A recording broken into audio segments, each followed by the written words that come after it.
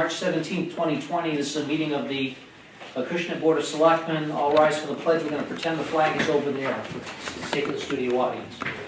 I pledge allegiance to the flag of the United States of America and to the republic for which it stands, one nation, under God, indivisible, with liberty and justice for all. Okay, so where do we start? So we're doing something different today as a result of the coronavirus and, well, a few things. The social we've been encouraged to social distance, so we get a little bit more room here. But I think the bigger picture is we're experimenting with a Google package called Google Hangouts. Google Hangout, and with Google Hangout, we've got the ability to remotely have a meeting and all participate in the meeting. And so there's a dial-in number, and I'm going to announce the dial-in number, but if you miss it, it's also on our agenda, which has been posted to the town's website. And the telephone number is 304-825-5476, 304-825-5476, and there's a PIN, 282-476899, 282-476899. If you missed that, again, go to the town's website. It's at the very top of our agenda. And again, we're experimenting with a technology that will allow us as a board, if we need to meet remotely and allow public participation. As you may be aware, town offices are secured. We're not allowing people to come in off the street into town offices, but we want to have public meetings. We want to encourage public participation. And if, I think we can open the microphones on this and allow people to participate. But at this point, we encourage you to keep your microphones muted. And we're learning as we go. So we're trying, and I understand this is going out live as well through traditional technology. So let's start. We've done the pledge. We've got some minutes to be approved. We've got a consent agenda, and also we'd like to approve the minutes of August 13th, 2019, and May 21st, 2019. Okay, we've got a technology fail. This is perfect. You can't make this up. Okay. All right, very good. So what are we doing? All right. So can I get a motion to approve the consent agenda and the minutes of August 13th and May 21st? So moved, Mr. Chairman. And I'll second. Okay, all in favor? Aye. The agenda also lists the minutes of August 11th, 2019, but those are not yet available. October 11th. October 11th, 2019, but those are not yet available. So for meeting mail, we've got an invitation from the Little League, I guess that's AYAA, to attend their grand opening parade. Opening date, it says opening day 2017, but I think that's an old email. May 2nd. May 2nd. Yeah, May 2nd. We reached out to them to ask them where it was based on an old email. It's May 2nd, 2020. Assuming that happens, it's the FAYB.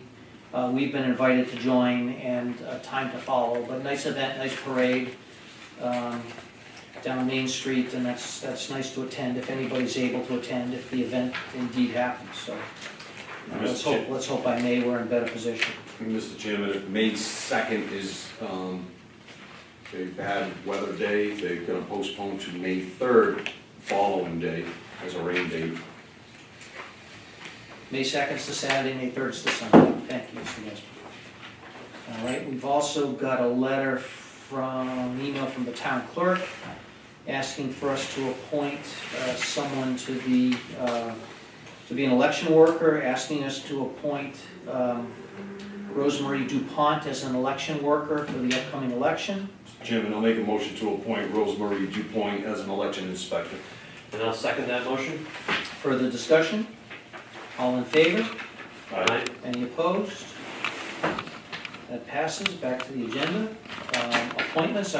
We've got a series of budget meetings. Our first budget meeting is with Rebecca Tomlinson, the Animal Control Officer, and let's invite her into the room, please.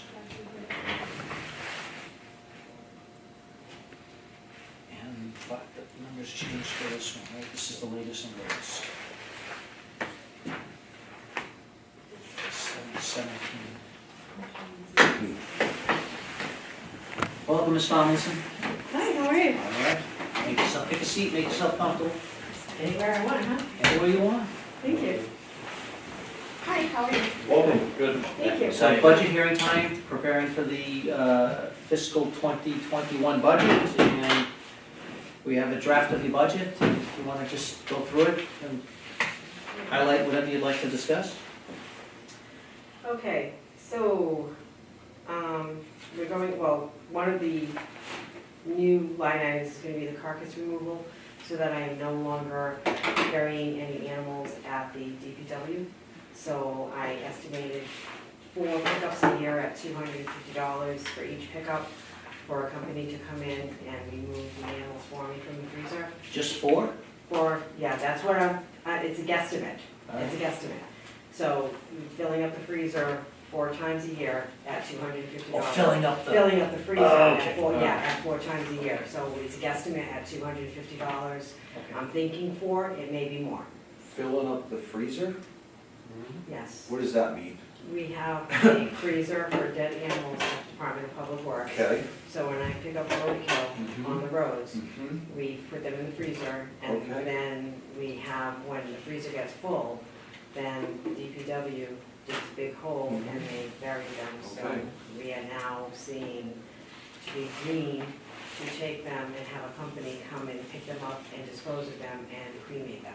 Okay, very good. Because it would cost this town a heck of a lot more money than $1,000. Mm. Or even if, it's $2,000 to have a crematory to do this Mm. and Where to will do we the maintenance. burying them? Somewhere on the, We've stopped the practice of burying them, that's, It's just that we are just filling up at the DPW and. so they're just digging a hole on the DPW grounds and burying Yeah, them? they go down with their backhoe, they Okay. dig a hole, they go down and they're still going to do that with deer, large animals, because this company does not take deer.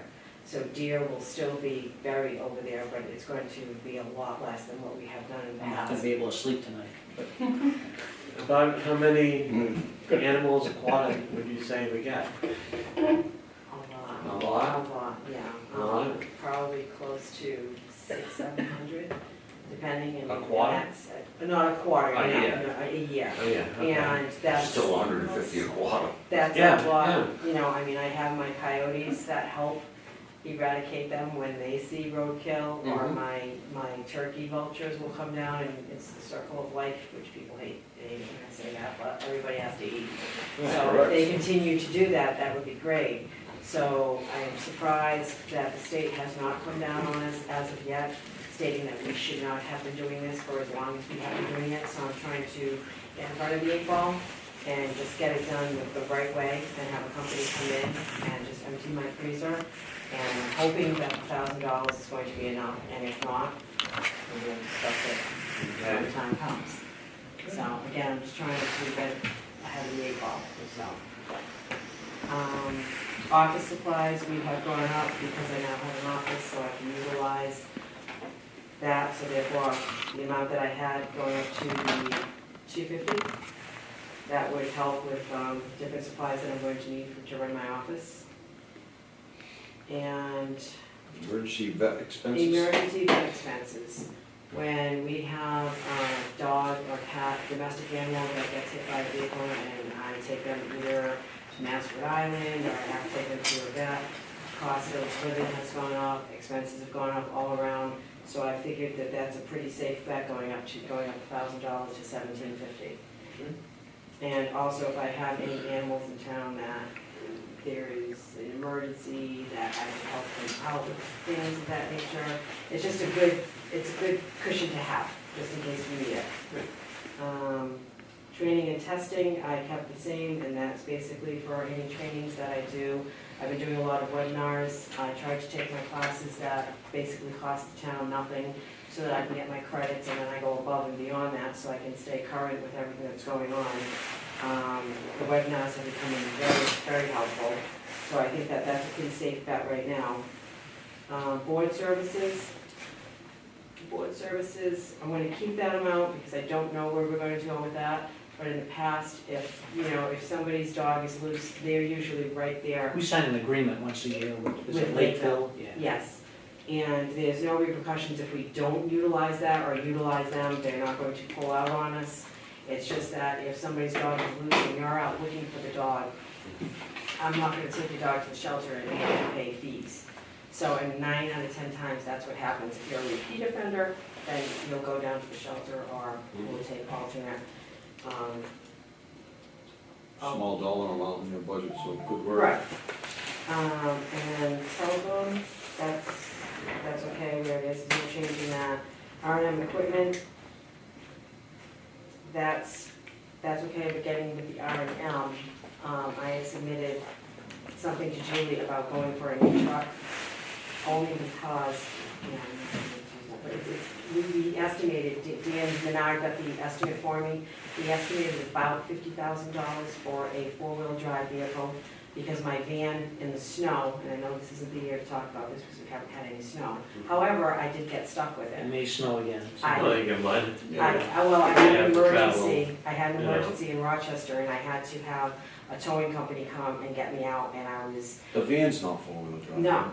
no, so I couldn't get out, the Rochester police tried to help me, I was stuck until the tow company came and they were able to get me out, but it doesn't have the final on that one, there was page 2. But I can get that for you, but that was basically, it was about $50,000 that Dan had called and got the Oh, is that what this estimate. is? Yes, The Chevrolet. Okay. yeah, Miss Thomason. This is for pickup. right. We talked about a vehicle maybe a year, maybe 2 years ago for you, a 4-wheel drive vehicle, and we've talked, you and I personally, about this vehicle. There was some things that your van couldn't accommodate, I don't recall what those were, there was certain things that you were looking for, is that all included in here? It is all included in there. You looked at, I forgot some of the things Yeah, that we it's all talked about. included in there, the cages, well, that's why we went a little bit above what the total estimate was, Sure. so that I can Sure. clip it with the cages. And it's now mandated that the back of the van has air conditioning for the animals. This is So, a pickup truck, so we're, for the pickup truck, that's what, whatever vehicle we get, they're mandated that they have the air conditioning, so this does have that. pickup truck and a bed?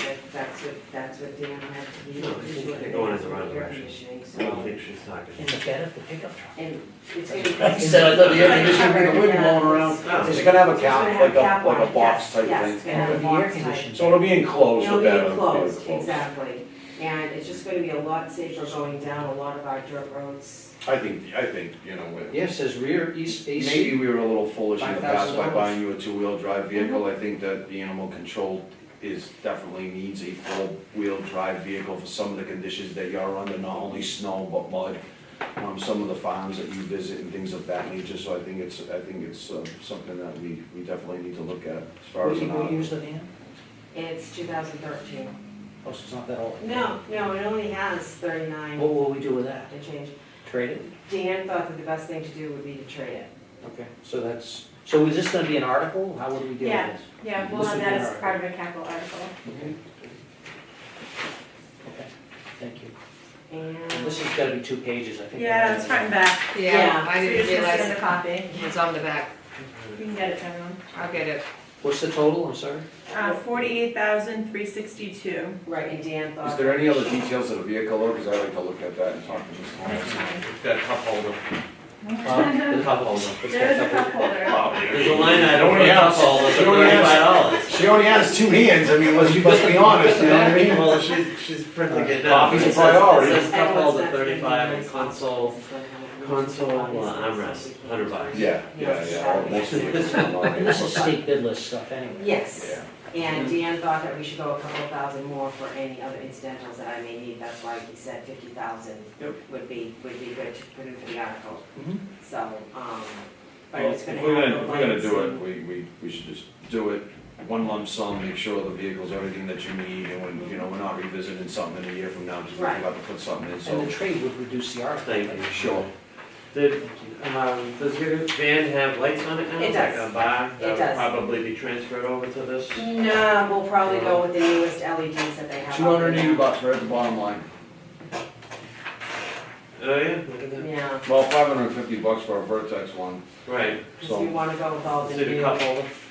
Yeah, so a couple of things. That's the most important. $35. Thank you. But So- again, Well, I don't know if that's gonna fly. Ms. Hebert, how would the trade-in work on this? How would the article, would the trade-in It reduce the? would, yeah, it would net out, so we would That's only all you need the amount that was Whatever the net minus the amount trade-in, is, yeah. so the vans probably get some pretty good value still, I assume, so. I would think so, Probably and half low of it. mileage, it only has Yeah. 39,000. Yep, Yeah, probably half of it. yeah, we can find that out. The problem with trade-in values nowadays, when you can go on Kelly Blue Book or NADA and look it up, Yeah, and you it's get to gonna the be dealership, $8 they grand. slaughter you on it. I mean, you go in there thinking you're getting 10, you're coming out with 6 or 5 grand, and just, they don't. Does the state work better with the towns though, versus? I don't know how it would work. I mean, Yeah. I don't think we've ever really traded anything in the past. I don't remember any vehicle we've ever traded in, so it'd be something interesting to do, but it doesn't, it's irrelevant, neither here Oh, or paid there. for, right? That's all. So- Maybe we don't trade it in, maybe we look at selling it to another community for a better value than trade-in value. We should discover what trade-in is gonna be, and if it's so low, we might put it up for sale for another town to use. Or put it to another department. I know the park department is looking for a truck as well, so depending on the value, if the value's high, enough that we feel like, all right, that's gonna really save us a lot, you know, we trade it in. If it's a low value where Yeah. it's not really worth it to us, it might be better to switch it to a different department, even within the town, to save them from having to buy a vehicle. I know, the park We've is done one that that in the past stands out. too, so, Yeah. you know, Yep. 6 of one, half dozen of another, we'll figure it out what's the Right. best route to go. And the other thing, as I was stating to Selectman Gaspar, was that it's going to obviously become equipped with the Bluetooth, which will be great, so it'll be hands-free. Mm-hmm. And, so that'll help also when I'm out on a call and I need to use my phone, you know. Because I've given her a lot of crap that I see her driving, talking on the phone, so. safety. So you don't have a Bluetooth in that van? She's like, no, Mr. Gasper, I don't. I'm like, well, I okay. have my phone on speaker.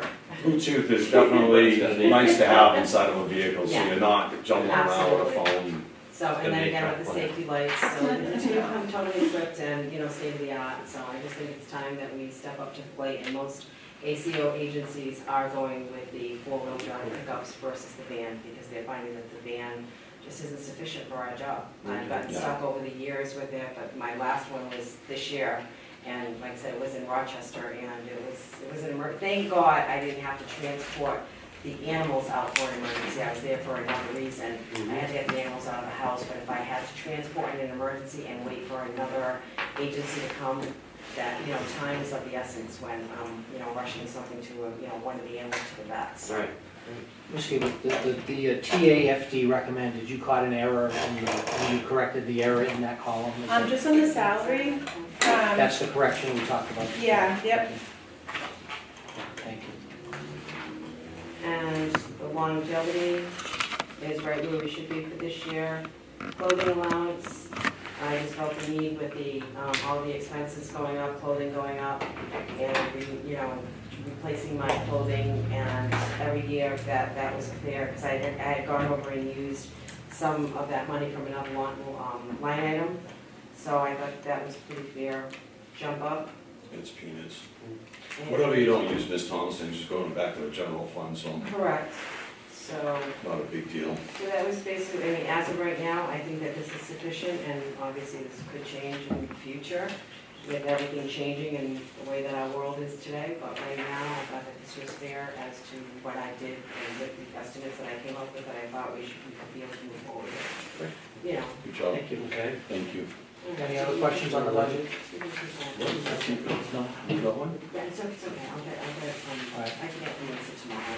Yeah, just take this one, I'll You come sure? chat, I'll Okay, come all chat right, with you. okay. Thank you, Ms. Thomas. All right, thank you so much. Thank you Could you very much. send Chris Oliver up, although I suspect he's watching us on I will tell him, Have thank a you. good night. Hey. there. Thank you.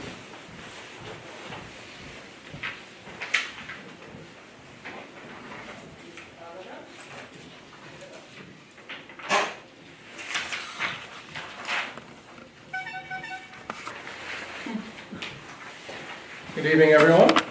Hey, Chris, how are you today? Good. How are you? I'm doing very well. I have for you the technology strategic plan that I've been working on. It started a couple of years ago. I don't think you've had Thank an you. opportunity to see it yet, or I don't know which one's the hot seat here, but I'll sit right here, wherever you're comfortable. So this basically has everything, and thank you for the opportunity to present my budget to you this evening, gentlemen. This has everything that I have found and come into since I came onto the town side in 2017.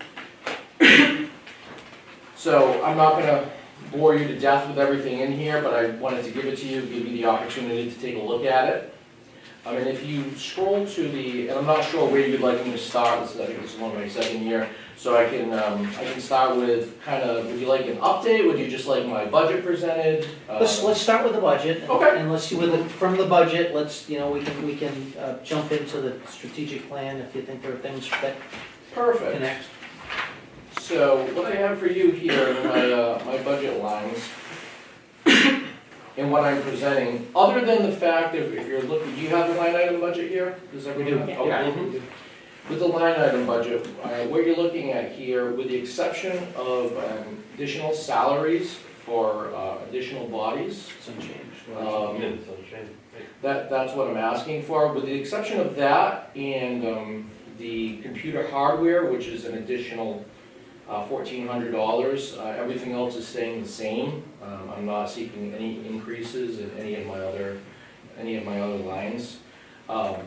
With that being said, let me get into the meat and potatoes of this and why I'm asking for this. So one of the things, as you know, and what the strategic plan shows is that I've done a lot of work on the town side. When I first came on board, the servers were upstairs in the finance office. Since then, we have replaced all our networking cables in the building. We've added all new servers, new phone system. We created access control with the fobs, so employees now have fob IDs, most of them anyway, to buzz into and out of our buildings here at Town Hall. We were never issued those. Yeah, you were never, that was somewhere in the middle between Mr. Noble leaving and I kept asking. Ms. Hebert Kept Ms. asking. Hebert coming on board, and I'd be more than happy. All we gotta do is get your pictures taken. Sorry, the executive branch doesn't yet. But still use the key. Yeah. That's a good, You have the keys to town hall when you did this. that's a good point. But that being said, what I'm looking to do is currently on the school side, I have 1.5 technicians. I have a full-time technician that works 35 hours per week, and I have a part-time technician that works 25 hours a week. And the 25-hour-a-week person is only the school year. What I'm looking at doing to provide, Can I ask a question? yes, So you said you have two techs, one at 35 hours and one at 25 hours. What's your position? 40 year round. Okay. Yep, 40 year round. And define your position as far as what is it at the school? I am the chief technology officer for both the school and the town. My position makes up, and would you like to just go over my responsibilities? No, I just wanted to know what you were classified at the school, because this is our budget, the technology Yeah. budget. And I know where we've been, and I'm becoming concerned on where we're going. So Sure. I know that this is probably laying out a lot of what you've probably, this is what you've done. Yep. And where you plan on going, so we're not gonna read this tonight. Understood. That being said, like I said, this is my recommendations, this is what I'm asking for. What I'm looking at doing is taking the 2 technicians that I have at school, making my part-time one full-time, and integrating them with the town. Because one of the things that it's frustrating that there's so much we rely on technology, make no mistake about it, in the town side, on a daily basis for our everyday work. Recently, we're slowly making the move to digital time clocks, which employees come in and they simply they put their fob up to the time clock and they punch in. And this is not just town hall, this is the council, we're working on the council on aging. It's been done at the golf course.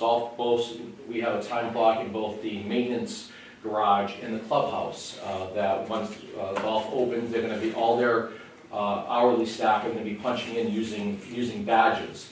And what that does, that streamlines the process, so there's no more punching in with time cards, bringing them down. The town treasurer gets that automatically, and that's how the system works. And correct me if I'm wrong, Ms. Hebert, but we're looking at all the departments eventually having these, and including the school.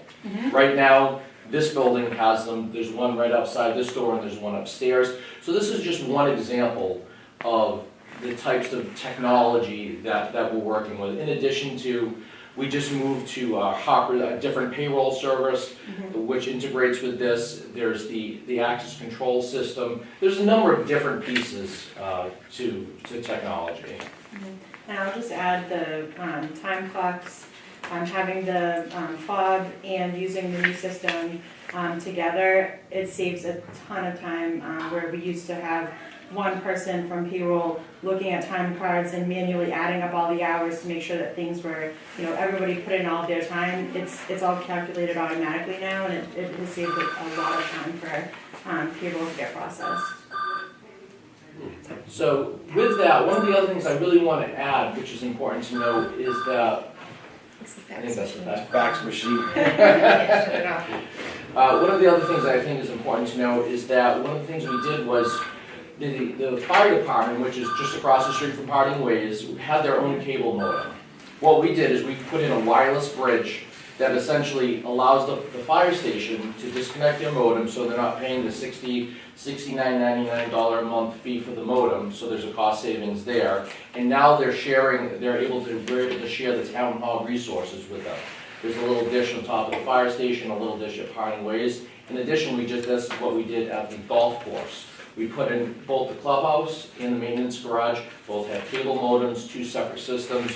We connected them with a wireless bridge, primarily because of the time clocks, but now they're able to share the internet, and once again, we can disconnect the cable modem there with a cost savings. So that leads me into something else which I'll cover with the fiber optic cable, fiber optics that I just want to bring up later on as part of the capital. But going back to my initial request for technicians, I just have a little blurb here. As Chief Technology Officer, I would continue to troubleshoot high-level engineering, be responsible for the budget, purchase hardware, software, and be point person for all things technology. The technicians would respond to day-to-day end-user problems and assist with training and new technology initiatives. So on a regular basis, I get calls from someone on the town side. Right now, I'm working with the Council on Aging. They're looking to purchase a new phone system, so I'm working with them to be able to get a phone system that integrates with the town hall and the Parting Ways system and the school system, so we can all be on the same system and allow to 4-digit extension calling back and forth. So that's one example. Like I said, I was working at the golf course, working at the fire station. Yes. While you're on the phone system, Yes. the phone system irks the hell out of me. Okay. And the reason why it does, in the past, if somebody from town hall would call any one of us three gentlemen, we'd be able to look at our phone and you would know by the extension number that's coming in what office it was that called me. Now, when somebody calls me, it just comes up as a blanket 80200 number. Okay. And I have no damn idea who called me. Which department's calling you? And it's frustrating because then I gotta call, I called the town administrator and I said, did you call me? Because I'm thinking that she would be the one calling me. She's like, oh, I didn't call you. And come to find out, it's Kathy from the Water and Sewer Department. But by the time I figure it out, I've already got a headache. She doesn't leave a message?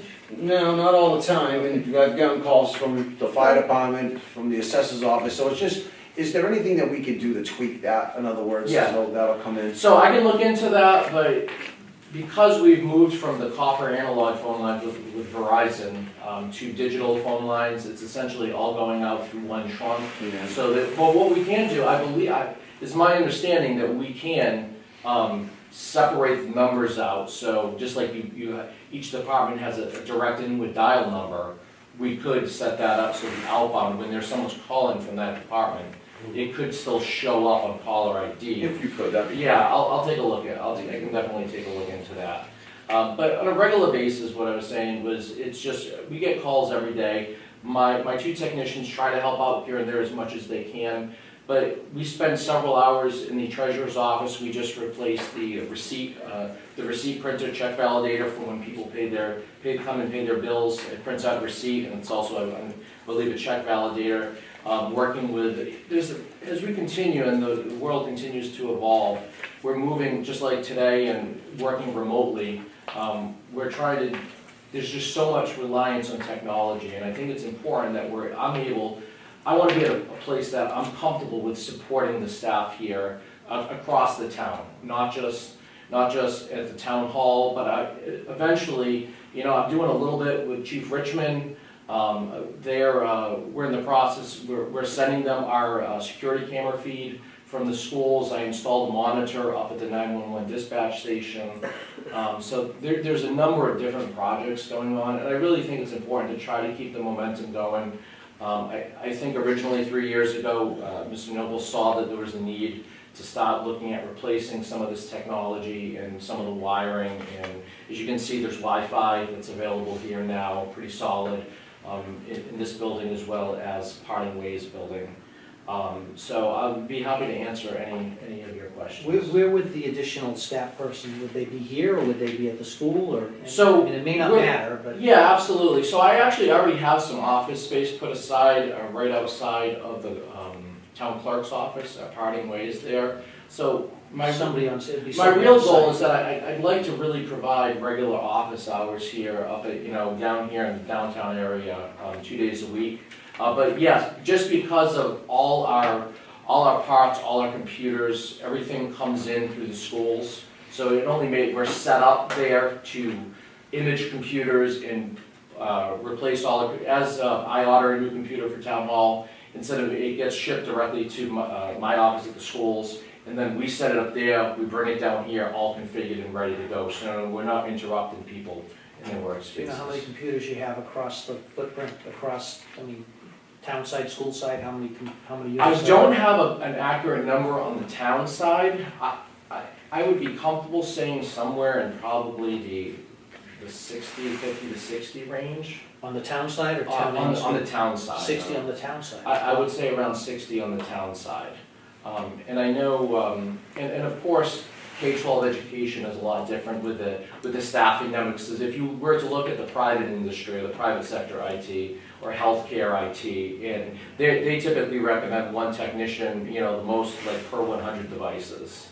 And at the school, where if you want to just talk about desktops, overall we have probably close to 800 devices at the school, 800 computers. So Chris, when we talk about technology, Yeah. I understand it a little bit from an investment standpoint and companies that are doing it and they're investing in different technologies, but normally when you do these kind of things, you're investing in technology to drive your overhead costs down. Understood. And when I obviously we're driving our overhead costs up. So are we looking at, where we're saving on the overhead costs and we driving that down? So we're looking at a $25,000 increase here? Right. So if you're looking at the $25 increase, there should be some monies that you can look at and say, well, it looks like you're paying $25,000 more. Yes, that's the case, but we're driving costs down on this side of the equation by implementing X, Y, and Z. It's not both. We're driving costs up on both sides. You usually support and invest in technology to drive costs down in the private sector. And that's what I'd like to see is how are we driving costs down and where we're driving our costs down, if we're driving costs down at all, not just ballooning costs up into technology, because as much as everybody thinks that, technology is necessary, but some of it may not be, and we may be getting a little bit for town hall functions, a little too fancy for our own. So that's a really good point, Mr. Gaspar. However, I would really like to see, I don't have the statistics from before I came on board. Maybe, I'm not sure if either of you would be familiar with it, how much money we were how many services we were outsourcing to the consulting firm, MX Consulting. Because some of the bills the numbers. The old technology number was cheap, it was like 10 grand, and I'll be honest with you, and then I think there was a piece of maybe 5 grand or something in somebody else's salary, which is kind of Mickey Mouse, I'll say it, was like kind of a Mickey Mouse operation. So I'm just, you gotta look at it from both perspectives. You can't just keep driving up technology costs and saying, oh, well, this year is because your software is outdated and that used to cost us 10 grand and now it's 20 grand, because a lot of companies are moving more to a service technology where it's a subscription base, where every month or every year you're paying a subscription, like Zoom Video for all of this remote stuff. Yep. They're actually out there offering it now free. Of course. I wanted to touch base with you, not to get off topic, but we're still talking about technology, is this company Zoom Technologies. Yeah, from They're a publicly traded company. They just announced because of this COVID-19, for educational purposes only, Yep. they're offering their service for free. I don't know if that's something that you folks could use at the school department, but Yep. it's something for you to think about. I just wanted to throw that out. Yeah, no, there. thank you. You know, I think it's pretty cool that, you know, corporate is, big corporate's starting to step in and trying to help people out as much as they can with their services. Yeah, there's a lot of vendors out there that are offering their And I know that we talked the other day when our meeting, Monday morning meeting about technology, what the schools are trying to do to keep lines of communication open with the students and things, and Mr. DeRoche brought that up as well. So maybe there's something there you could do, and I don't know what their services are gonna offer to the educational, but it was educational only. I thought it was pretty cool of them Sure. to do that, so it's free. Right. So, Right. No, good You to know. support you support the police department, the fire department as well? So going back, yeah, the fire department, 100%, I support them. One of my capital requests is to, I've spoken to Chief Gallagher, and he would really like for his call firemen and for his staff to have the same type of system that we have here. So yes, the police department, because it's so new, it's still fairly new, a lot of, and they actually have Chief Richmond and then Chief Alves had contracts with Netcom and Cybercom, and then also the Galaxy who installed the technology. So some of that it was over a 3-year, I'm not sure if it was 3 to 5 year period, some of the warranties on that. And some of that I suspect you couldn't do. I mean, But there are unique needs there. Correct, and that's actually a good point too. for security purposes. Well, that's exactly, I don't wanna, for the security of the police station, you know, I feel comfortable, that's what they're comfortable using, I'm comfortable with that. If Chief Richmond wants to continue using those companies for the back end, for some of their servers and all that. But for, one of the other things that Chief Richmond brought up to me is that, he was looking into, and he asked me for my advice, and this is just another perfect example of working with other department heads, is looking into archiving our social media feeds. Because the Attorney General's office has notified us that, and it's been, that social media is public record. And that when people comment on social media, that's also public record. And even though if we were to delete a post, or if a post was to get deleted, it still has to be backed up, and you need to be able to provide that upon request. We've had a situation with the school department and the police department had to work together on some of this social media stuff. I won't get into too much detail, but that was brought up because of this social media stuff that I don't do, but, So that's it's there, it is a needed service. It's just- And it's nice when the police department can work directly with the school department when it comes to these kind of issues without going in and opening up files and doing everything else. It'll all be stored in one place. In Exactly. the archives, what I'm talking about. Exactly. It would be one account for the whole, town that would take care of all of our Twitter, Facebook, YouTube accounts at school in addition to the town side. So we're working on that together. We're gonna be setting up a conference call with the company to look further into it and see, how user-friendly it is and a number of different things. But just another example of what we're doing. But to answer your question on, I look at return on investment, is what are you getting for the money we're investing? So just two of the examples that I brought up was now we're able to disconnect 2 cable modems that we're paying $70 a month for in the town. Moving forward, with the new phone system, slowly but surely, I would like to digitize all the phone lines, because I'm not sure how many originally, I forget, we had close to 80 phone lines coming into the town. And we don't need, and so what the vertical phone company that I use now, that's digital at the town hall now, what we're looking at doing is, how many lines are actually in use at once? So how many phone calls are simultaneously happening? So if that's the case, say there's maybe at the most we've seen over a month period, 15. Maybe there's 10 or 15, out of the 80, maybe there's 15 in use. So what we can say is, all right, we're gonna purchase 18, just for the safe, to be on the safe side, 18, they're called trunks, 18 zip trunks that can conduct simultaneous phone calls. So, and then it's a flat rate for each trunk. So instead of paying for every single line coming in, you're paying for a certain amount of trunks. So that's an example. One of the things that I'm looking at, that I'm requesting, I'd like to at least get it on your radar if we can't accommodate it this year, is the fiber optic cable that runs, that is literally anchored, it would create our own fiber optic network. I'm looking at several phases, and once again, it's a sharing of town resources. It's a great opportunity to work together when every department right now with IT, it's really, I'm trying to bridge it together a little bit, I think we're getting there. But what the fiber optic cable would do, phase one, would allow us to run a cable from the schools down Middle Road to the police station. And along the way, it would connect to each building.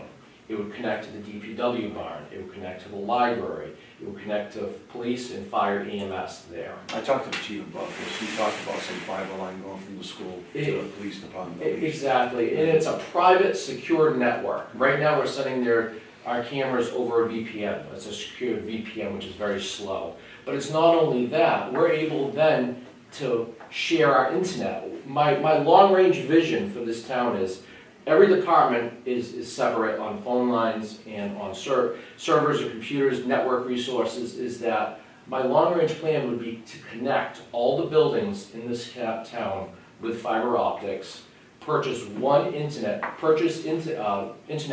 bandwidth in bulk. Right now, we have a dedicated fiber optic cable that's coming in to the schools that we lease through Comcast. We purchased 300 megabytes of dedicated bandwidth.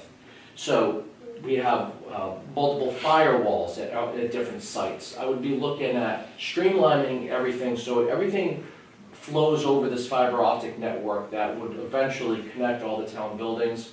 We'd be able to share phone lines, cut down the phone lines. We purchase one amount of bandwidth for the whole town and distribute it. This isn't right around the corner. This is 3 to 5 years. I'm thinking long range here. I know we're trying to be fiscally conservative, but that's my long range. When you do that interconnectivity that you're talking about doing it, we need to be careful, and I think that Mr. Richmond, Chief Richmond and Chief Gallagher probably talked to you about this.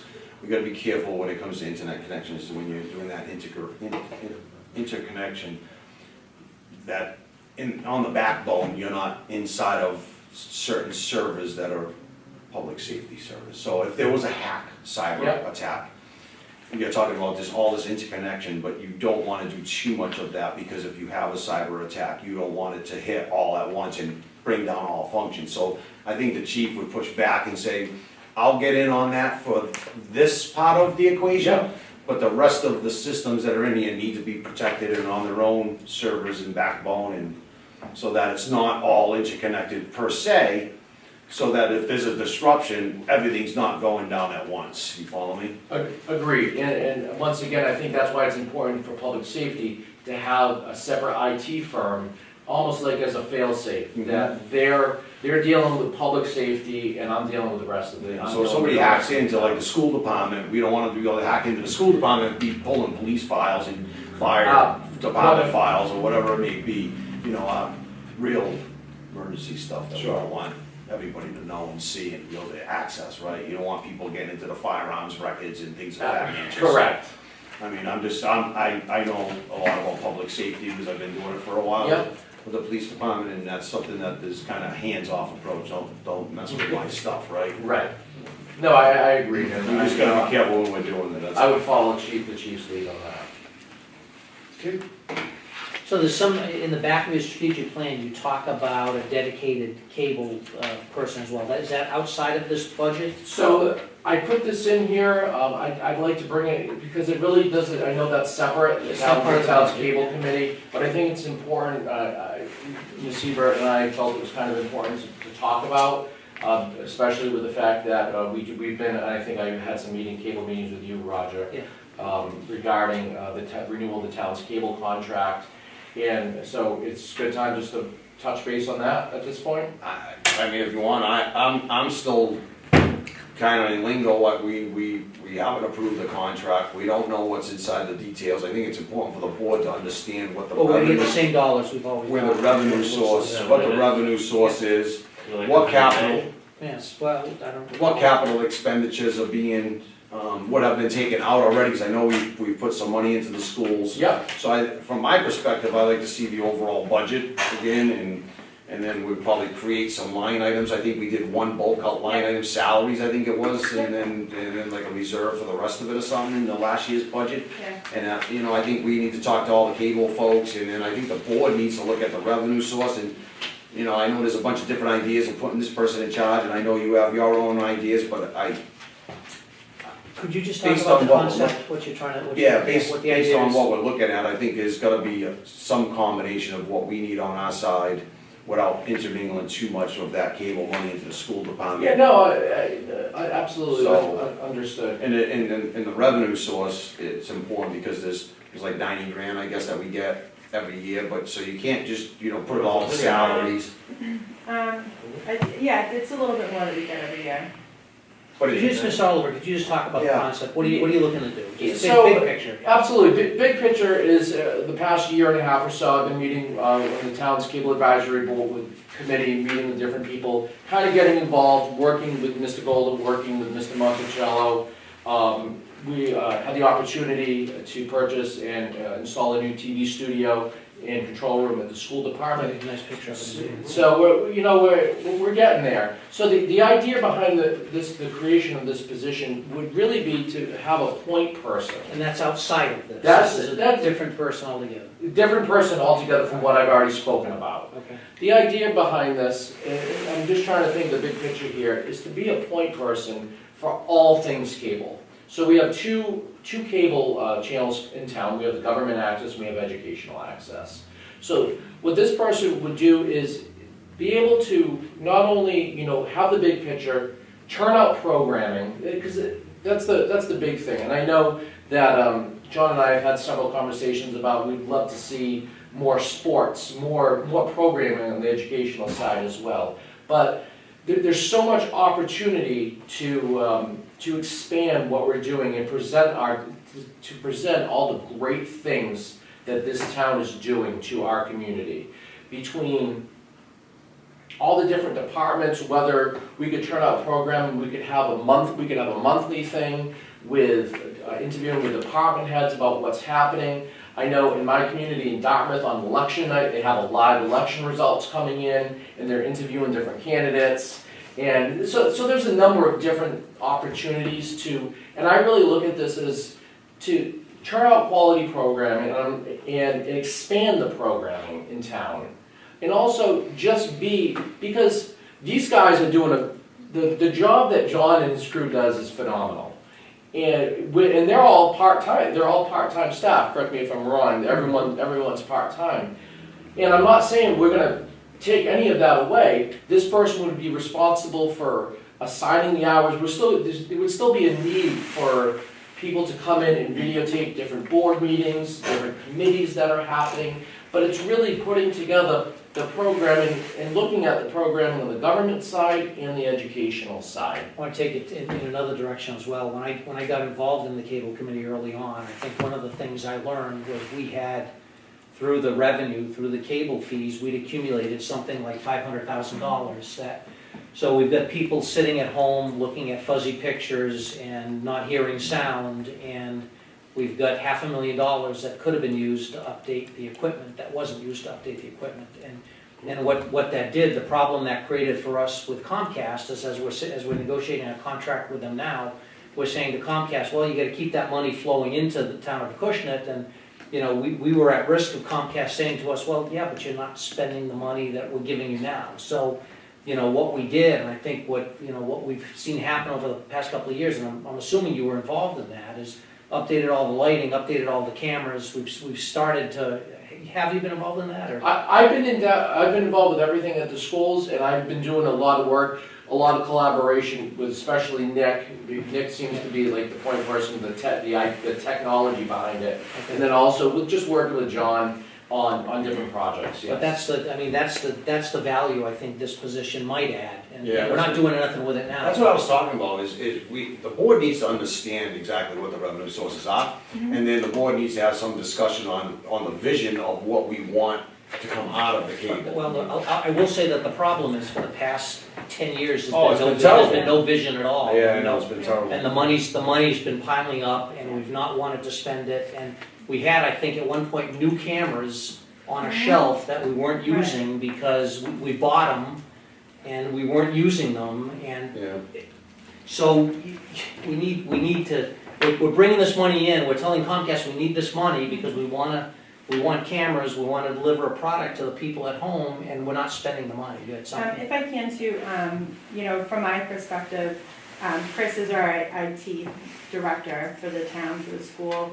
And so graciously, he has helped out with a lot of the cable stuff, but I know we talked about this before, we have the cable advisory committee that's supposed to be helping with the updated permit with Comcast, but once that's over, the committee essentially dissolves. We really need to have a point person, and we need to look at, maybe reconvening an actual, Cable committee. committee, but I think, we look to Chris for a lot of this stuff, and he's juggling 100 other things, because he's a full-timer, he's here all the time, and so I think it would be very helpful to have a different point person that's dedicated just to Oh, cable. absolutely, that's the point I'm trying to make, is, and the board hasn't had the discussion, we need to actually take somebody, for once, as Mr. Cabral's saying, that has been, I won't talk about certain names, but it was kind of like, I'm in charge of the money, don't spend the money, we're gonna spend it on this, and it was always, I'm gonna go buy this, but it ain't talking to this, and Chris knows Right. what I'm talking about, and John knows what I'm talking about, so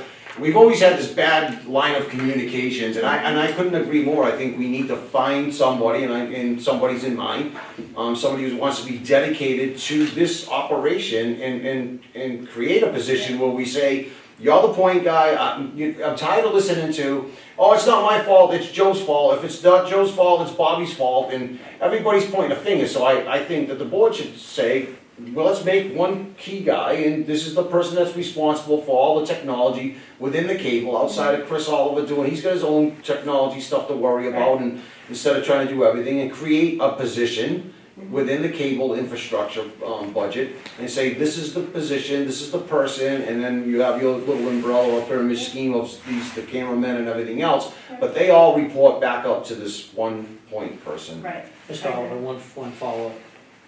Is there any overlap between this network technician person you're proposing and the cable person? Absolutely Are not. they two, absolutely not? Absolutely not. No, they're two different positions. Two different positions, Okay. and that's why I wanted to note that in the back of this, when you look at my requests, is that I had said that I had this conversation with Dr. Bailey and Mrs. Flynn, that we because this position, because it's important to note that it's really, when you look at it, it's 50-50, the way I see it, because it's educational and government programming.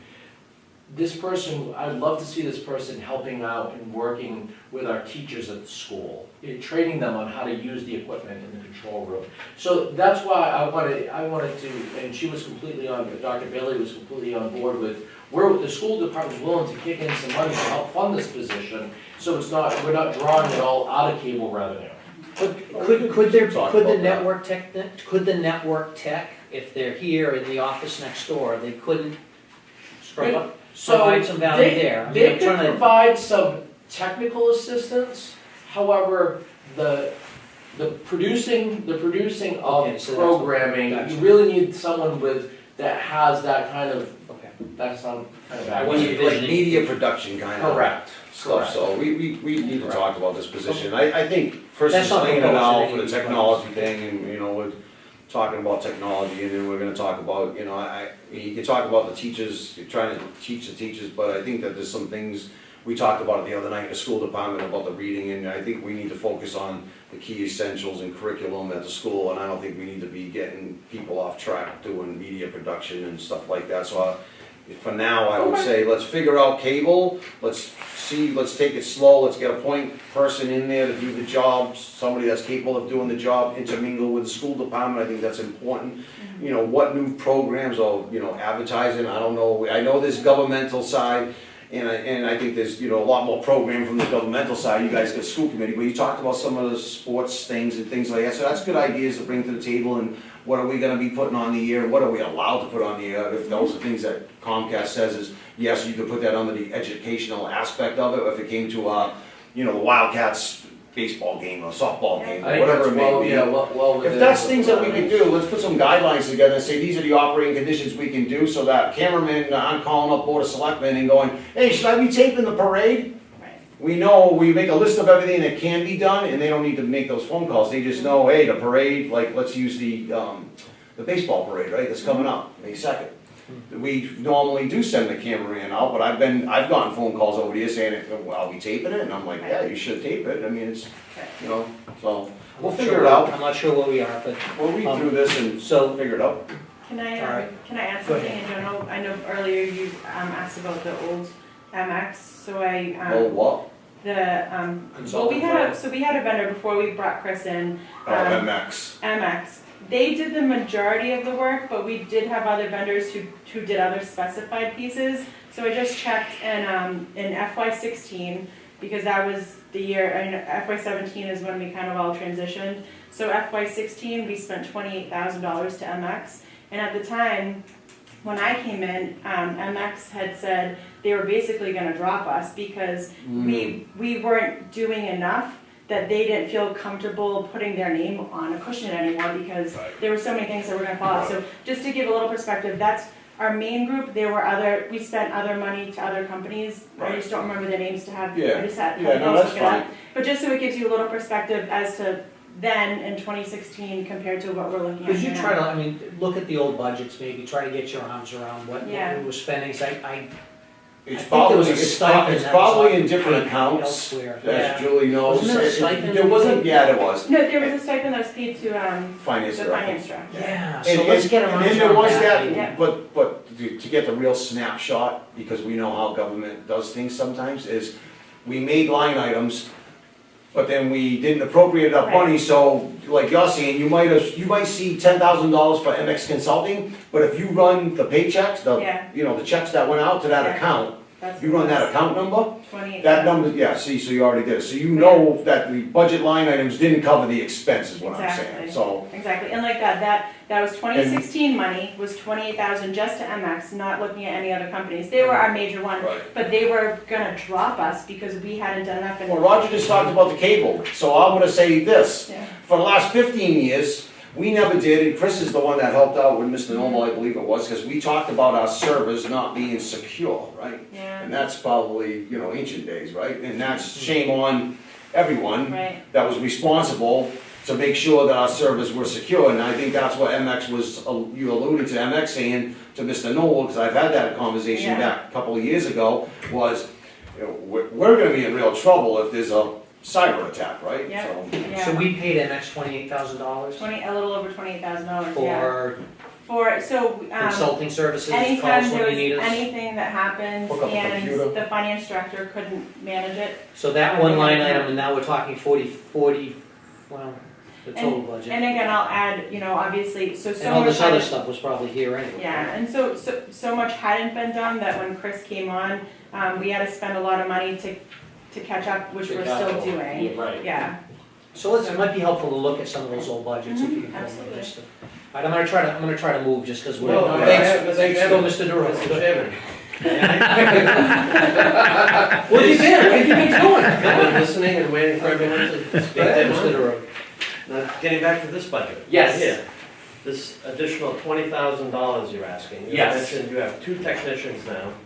One's full-time at 35 a week, One's full-time at 35 per week, yes. and the other's part-time at 25 per week. Correct. Are you intending to take this $20,000 and make this part-time person the full-time person? So, yes, we're looking at making the part-time That's person. where this full- money would go. Full-time person, in addition to, they're gonna have more responsibilities. Mm-hmm. There's more training involved. So we're looking at also increasing their salaries as well. Yes. Okay, so that's where this $20,000 would go. Correct. To these two employees, we wouldn't be hiring any new employees. No, these are already employees that are receiving benefits in town. Mhm. They're, because the part-time one's even at 25 hours, that's over the threshold. Correct, that was a For question I benefits. was gonna have. That is. So the 20, Let Mr. DeRoche, I'm let trying Mr. to DeRoche figure go out what and he's- finish. Let Mr. Well, DeRoche finish. we, at the beginning, Chris mentioned we have two technicians now. One's 35 hours a week, and one's 25 hours a week, and that this money, this $20,000 budget request, is gonna go to those two employees to bring one up to 35, or both to 40, or both. This is, once again, this is all, we can have this conversation, this is what I'm proposing. Okay. This is what I'm proposing, correct, yes. so I wrote down, So that, 25 would okay. I wrote down, we're making the part-time a full-time, that's what I wrote down. We're making the part-time a full-time. But not all of the 20 grand is going to the part-time. Correct, because Ms. Hebert and I had this conversation in which we're putting more responsibilities on these two people. Mhm. So, Okay, I'm trying to Yes, figure it out, right. so 20 grand, maybe 5's going to the full-time guy, and 15's going to the part-time guy. correct, and we'll be more than happy to share those numbers with you, absolutely. Yeah, Let me just do it, Mr. Right, well, I DeRoche was just finishes wondering, this you know, conversation. I just figured, that's, you know, I just brought the 25-hour guy, 25-hour-a-week technician up to 35, and that increases it by 400 hours. And that's $50 an hour, and there's 20 grand. I was just, you know, when we started out, I was just trying to figure out how this is gonna be budgeted. Yeah, And where we're going with it, they're- I understand. I guess I can share this with you, they're in the low 20s right now. Mhm. Um, Yeah, Right. yeah, that's, Well, I didn't mean that for 50, but I'm just Yeah. trying to figure out how many hours a week we were planning on adding, if there was gonna be another technician. understood, but the idea is, I have the office space here, I made some attempts to come down here, work in there, work out of there, come visit everyone. I'm in here probably 3 times a week as it is, so, but I really want someone here in town, you know, at At the least Potty Waste Building? At the We have Potty that Waste- room? Yes, Okay. in that room, Alright. have a setup in there that we can work out, have someone out of there at least a couple of days a week. Okay. Working on just dedicated to town stuff. Because right now, you know, I'm doing school, then I'm doing town, then I'm downtown, then I'm doing school, and they're just with the school. However, they have helped with, Well, I heard that through our conversation this Exactly. evening, I Yes. understand that. Yeah. But just so my understanding, this $20,000 increase would go to these two Two current two employees existing and employees. give them more hours. Correct. Perfect. All right, thank you very much. You're welcome. You good? Okay. All right. Are we all good? I think, can I answer any questions For on now. capital requests? Are there any articles you're filing? Well, that last page with Yeah. the capital, those would be capital For technology budget or for cable? technology. For technology. There's one, I think, that's for, So there's, Where, I don't know where I am. so I'm on the last page. Of this? Well, yeah, FY21 capital request. Okay. Oh, guys like to spend money, huh? Say Christmas? All right, so very quickly, I know we're kind of dragging out here. The access control system, that is the key fob system at the fires, at Station 1 at the fire station. That's what that 4,388 is for. And that's what I've had, and that's with the Chief Gallagher's request with mine. So I put it onto my budget. The second one would be to upgrade and install our security camera system here at Town Hall and Harding Ways. What's wrong with us? It's not reliable, Okay, not reliable. we won't talk anymore about that. CCTV, what is CC? Security camera, CCTV, closed circuit, that's the old term for Yeah. closed circuit television. We're all over the building. The Yeah. cameras? Right outside, we park right in front of them all the time. There's two of them Checkers sitting on right this, out. yeah. Do they work? He doesn't, yeah. Don't even They're know not in the reliable. garage, they got one in the garage. Oh, all right. In addition, the third bullet, we need to look at installing a new system at Harding Ways, that third bullet. Mhm. There isn't one there. Hmm. And then the last one, that's big it's a one. rough estimate for the fiber optic cable. So I thank you, everyone, for allowing me to present.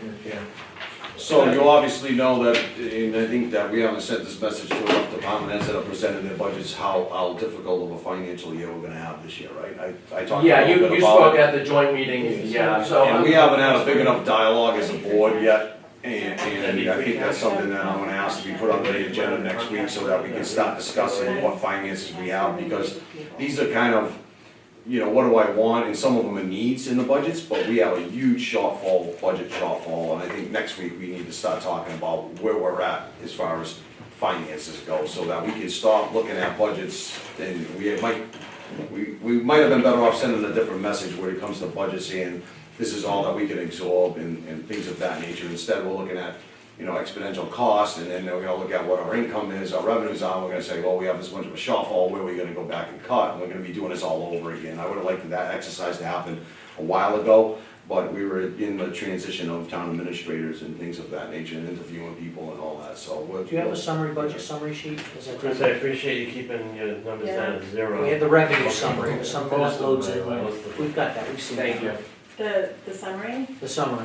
yeah. Yeah, it's on my computer, which Okay. is Could big. you send that around to us? Yeah. I know we had The updated an one? early version Yeah. where we plugged in how much free cash we Mhm. used last year, and we talked about changing that to just be the real deficit, and I'd like I can to, get I'd like that to to see you. that, I think that'd be helpful. Yeah. So you're talking, Just The for the first- summary oh, the sheet, budget, the Yeah. so revenue, projected revenues, projected expenses based Yeah. on all of oh, these. yeah, you gave us the first one. And then we loaded, you know, the way that we used to look at it from the Deficit, finance but committee with then all the finance, articles. yeah, the free cash flow from last year was 462, you add the two together, you're talking like $700,000, I mean, Right. that's. With all the, and then throw all the other And then- articles on another page. But that's from last year, and then you look at all the increased expenses now, that's what I'm trying to say, is if you use another 462 this year, and we only have 1.039 of free cash, that only leaves us $500,000 next year. We're, you know what I mean, so, Okay, if we can get that. we need to figure that out Solid. sooner rather than later. Thank you. Thank you, everyone. Could you Thank you, send Chris. the Thank you. Department of Thank Public you. Works up? Yes. Yeah, we need that summary. Yeah, we need to start We talking need about that that, summary because with these, the all these budgets projected come. revenues, projected expenses, Yeah. projected negative number, Oh, and then And with a we'll budget- look at potential sources of funds. yeah, exactly, Well, like we always done, we like always we used all- to I do know. that practice, and I think that's an important practice, because earlier on, if we weren't in this transition Yeah. for the town administrator, Raj, we would have been doing that practice in December and saying, okay, what does it look like for Finance 2%? committee should be doing that We, as well. well, we could have ran a practice, what does 2% increases in budget look like across the Yeah. board? Oh, we can't do that, this is what we need, that's the way we did it before, so.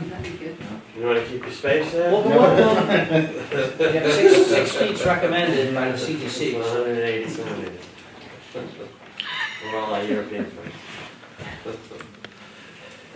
I don't know where I am. Welcome. All right, so we're here to talk about your budget, so we'll let you lead the discussion, and I guess, Public Works, Forestry budget first? Highway, I'm sorry? Forestry? Forestry, I Forestry see in my book. forestry first. First? Is this yours? No, Oh, there's nobody, because Mr. Bowles resigned from, as a tree warden, and I don't think anybody's on the ballot for tree warden, so Mr. Menard took the initiative to look at the budget. He's been doing some tree cutting, because Mr. Bowles has been sick, so Mr. Menard's been capturing some of that tree warden okay. hours, in other words, and he's been doing a lot of tree cutting, but we, you know, I'm sure that there'll be somebody on the ballot for writing. I've heard some names being floated around, so with that All said, right, well, we'll present let that budget. Present Mr. that Bernard budget. present it the way he did to the finance committee, and we'll see what happens on election day. So there is some, Maybe. okay, good. Well, it kind of pretty much changed a lot. No, it didn't just say what you said at the Yeah. finance committee. It's, the salary, I increased, it was originally 600, I put 2,000 in there, because I didn't think I could get anybody to do it for $600. So that was my thought, because I'm not doing it for that, for $600. I don't think you can get anybody unless they really wanted it for the wood. I think Ray did it a lot, he'd get the wood out of the deal, so we kinda didn't mind, but if you're not a guy that burns wood or something, I don't think you're gonna get somebody for 600. Again, I don't know if that's even something that has to be voted at a town meeting or not. This is an That elected salary. position. Yeah, so I had marked it down because I think that we have a bylaw that we can't change elected salaries, I think. This came up last year with something, Oh, so I yeah, needed to check into it, yeah. Because I think the Board of Assessors was putting in for an increase and we had to say no, there was some kind of bylaw that prevented it, so. Because they're elected. It'd be like the Because, selectmen do it. Yeah, For doing what, I'm sorry? Salary? yeah. We for can increase increasing- salaries for. Increasing, like a stipend to an elected official. That's what, I mean, that's the only reason why I marked it down on my end, because I wanna check in on it, but yeah, that was my Are you saying understanding last year. if nobody ran for the position and then it was paid to an employee? This is an elected position as it is, so Mm-hmm. unless we decide to not have it be elected, however that process would go, Oh, unless we it's decide. an elected position, so we can't, I'm saying that last year, it was my understanding that there's some kind of bylaw that was put in that prevents increasing salaries for elected positions. Without a vote from the Town town, meeting. at the town meeting, because I know Fairhaven had to do that. The select board requested an increase in their salary, Mhm. and it had to go before the town meeting. I think. Well, anything's gonna go to town meeting. So we can check on Well, I'll this, go to Increase town meeting. salaries for elected officials. Any salary goes to town Budget's meeting. going. Yeah. The budget, that's what the budget's there for. You think there's a bylaw, what makes you believe that to be true? just, I remember something came up last year and Brian had said that there was a bylaw, so I noted it on my computer to check in and make sure, but, Is it- there could be a maybe- bylaw that prevents us from doing that. Maybe he's talking about a bylaw that says we have to have a tree warden? There's definite, it is a mandate that we have a tree warden Right. by law, yes, Right. it's one of the State law. mandated Yeah, but positions. salaries, law. we've State changed, law, we've changed salaries before, because when I was elected, I reduced my salary by 10%. I'm sure And I if fixed it, you we've never reduce taken, it, and we never taken a pay raise since. No, in the previous years, the boards were taking increases in their stipends. yeah, so I mean, I'd like to check it, but yeah, that's. Yeah, I don't know what he's talking, I'd have to That's look the at the bylaw question. book to see what reference that is, I'm not. So why are we moving it from 600 to 2,000? Feels like, why? Put it in line with My- what I reality mean, is. $600, that's, what is that, $50 $50 a a month month, for somebody to do that? I wouldn't I know, think. it sounds like $75. okay. before taxes, Yeah. $50 a month before taxes, Make $11 a day. yeah, it's not a So lot. that's the reasoning I put it in, it didn't sound like somebody would be too interested. Everybody wants Getting six that figures. position. That'll be Well, six we'll have figures. to, we'll have to check to see if that's. I mean, you could, Yeah. again, I'm I not think, doing I this, think, to be honest with you, I agree with If you, you I guys think want to leave it 600 alone, bucks. I mean, that's. $600 is kind of, for the responsibility of residents calling you up and going, I got a dead tree on town property in front of my house, and half the tree just fell down in the street, and then you gotta get up in the middle of the night and go do this and remove the tree, call a company to come remove the tree, because the tree warden really doesn't do it. What the tree warden does is goes out and look at a diseased tree and said, yup, that's on town property, it's diseased, they call Dan and say, who are you using for tree cut? And he says, A1, okay, let me call A1, and then A1 comes down and cuts up the tree. Can we just merge this whole, Or would you No. do that, would the DPW do it? I work with the tree warden now, I did before, and, I don't think. usually he had to hire a guy out, You have to have one. I wanna get a new guy, just because the guy that. Well, you gotta wait now, the He election's was coming working, up, he to see did, if there's a right. But to answer your question, yes, they do some work if they can. yes, DPW oh, yes, workers, right, acceptable, yes. they Right. do this work. Yeah, so we do help, and a lot of times it's our guys, our chipper to help and keep the cost. I, We do not have a boom truck, so, you know, we do have a lift now, which again, it's not into wires and stuff like that, our guys ain't that good. Right, We put right. the wires. Steel, you Right. gotta be a wise, but a Right. steel lift. So- I'd merge, if, to the extent we could, I'd merge this into your department, to the extent we I think can. again, that would have to be Okay. probably voted out at town meeting as well. This might be the opportunity with Mr. Barlow retiring, this Well, might if be he the said opportunity somebody's to do running that. for it, then. Right I now, don't know if I don't think they've taken papers, but they've expressed some interest in it, and I said, there's another way to do it, you don't have to go take out papers, you don't have to get signatures, you just have to do a writing, and basically you need 5 signatures on a writing, and you're in, if nobody else gets more than 5. Does the position have to have a salary? yeah, Well, let's just, so we've got an elected tree warden that's symbolic, that pays nothing, like a lot of positions do. Finance committee works a lot for nothing. And then we just merge the operations into the Department of Public Works, where I think they belong. And move all of these Yeah, line items into the, I mean, as far as I know for certain, you have to have a person who is listed as your tree warden. Just like you need to have an official public records officer, and a veterans officer. There are a few positions that they mandate by state that you have to have somebody listed as that position. I think it's a little iffy right now because it's an elected position and it's probably on the ballot. It is on the, Mr. So- Barlow, so it it's- was supposed to be on the ballot this year. Timing is kind of weird for it. But we could definitely find out, you know, what happens if no one runs, if it's left empty, where we go from there.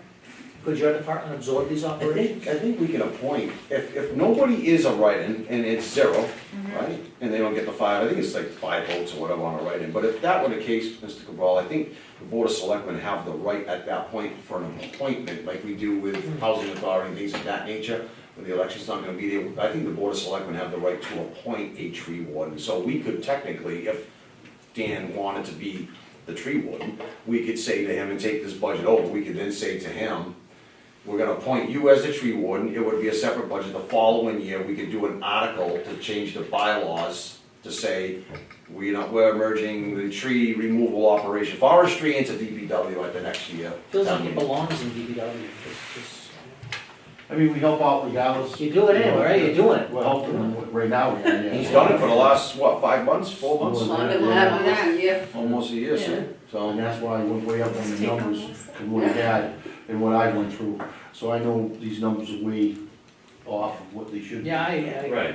And again, a lot of stuff, I think, I had trees, like I said, again, maybe because Ray didn't have the money to do what he had to do Yeah. out there, and, I just took down trees on my property. 2-3 years, Well, it's- people been it's waiting expensive. for trees to get taken care of, so. Right, right.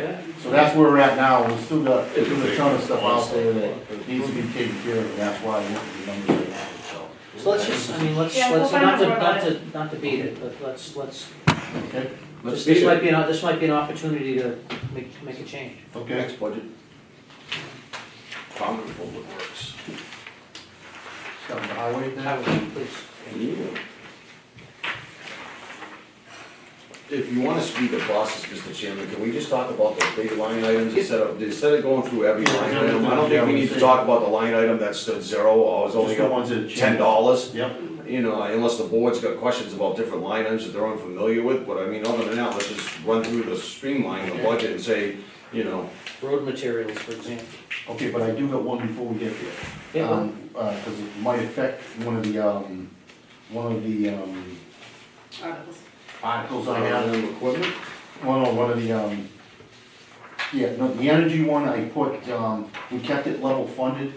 And reason I kept it level funded, because I do have an article, is to put insulation in windows in the town barn, which we go through a ton of oil right now, so, if that article don't go through, then that line item should be increased, is what I'm getting at. So I didn't increase it, but if that article doesn't go through for our windows and, insulation, because the town barn, it's no insulation. Are you talking about energy?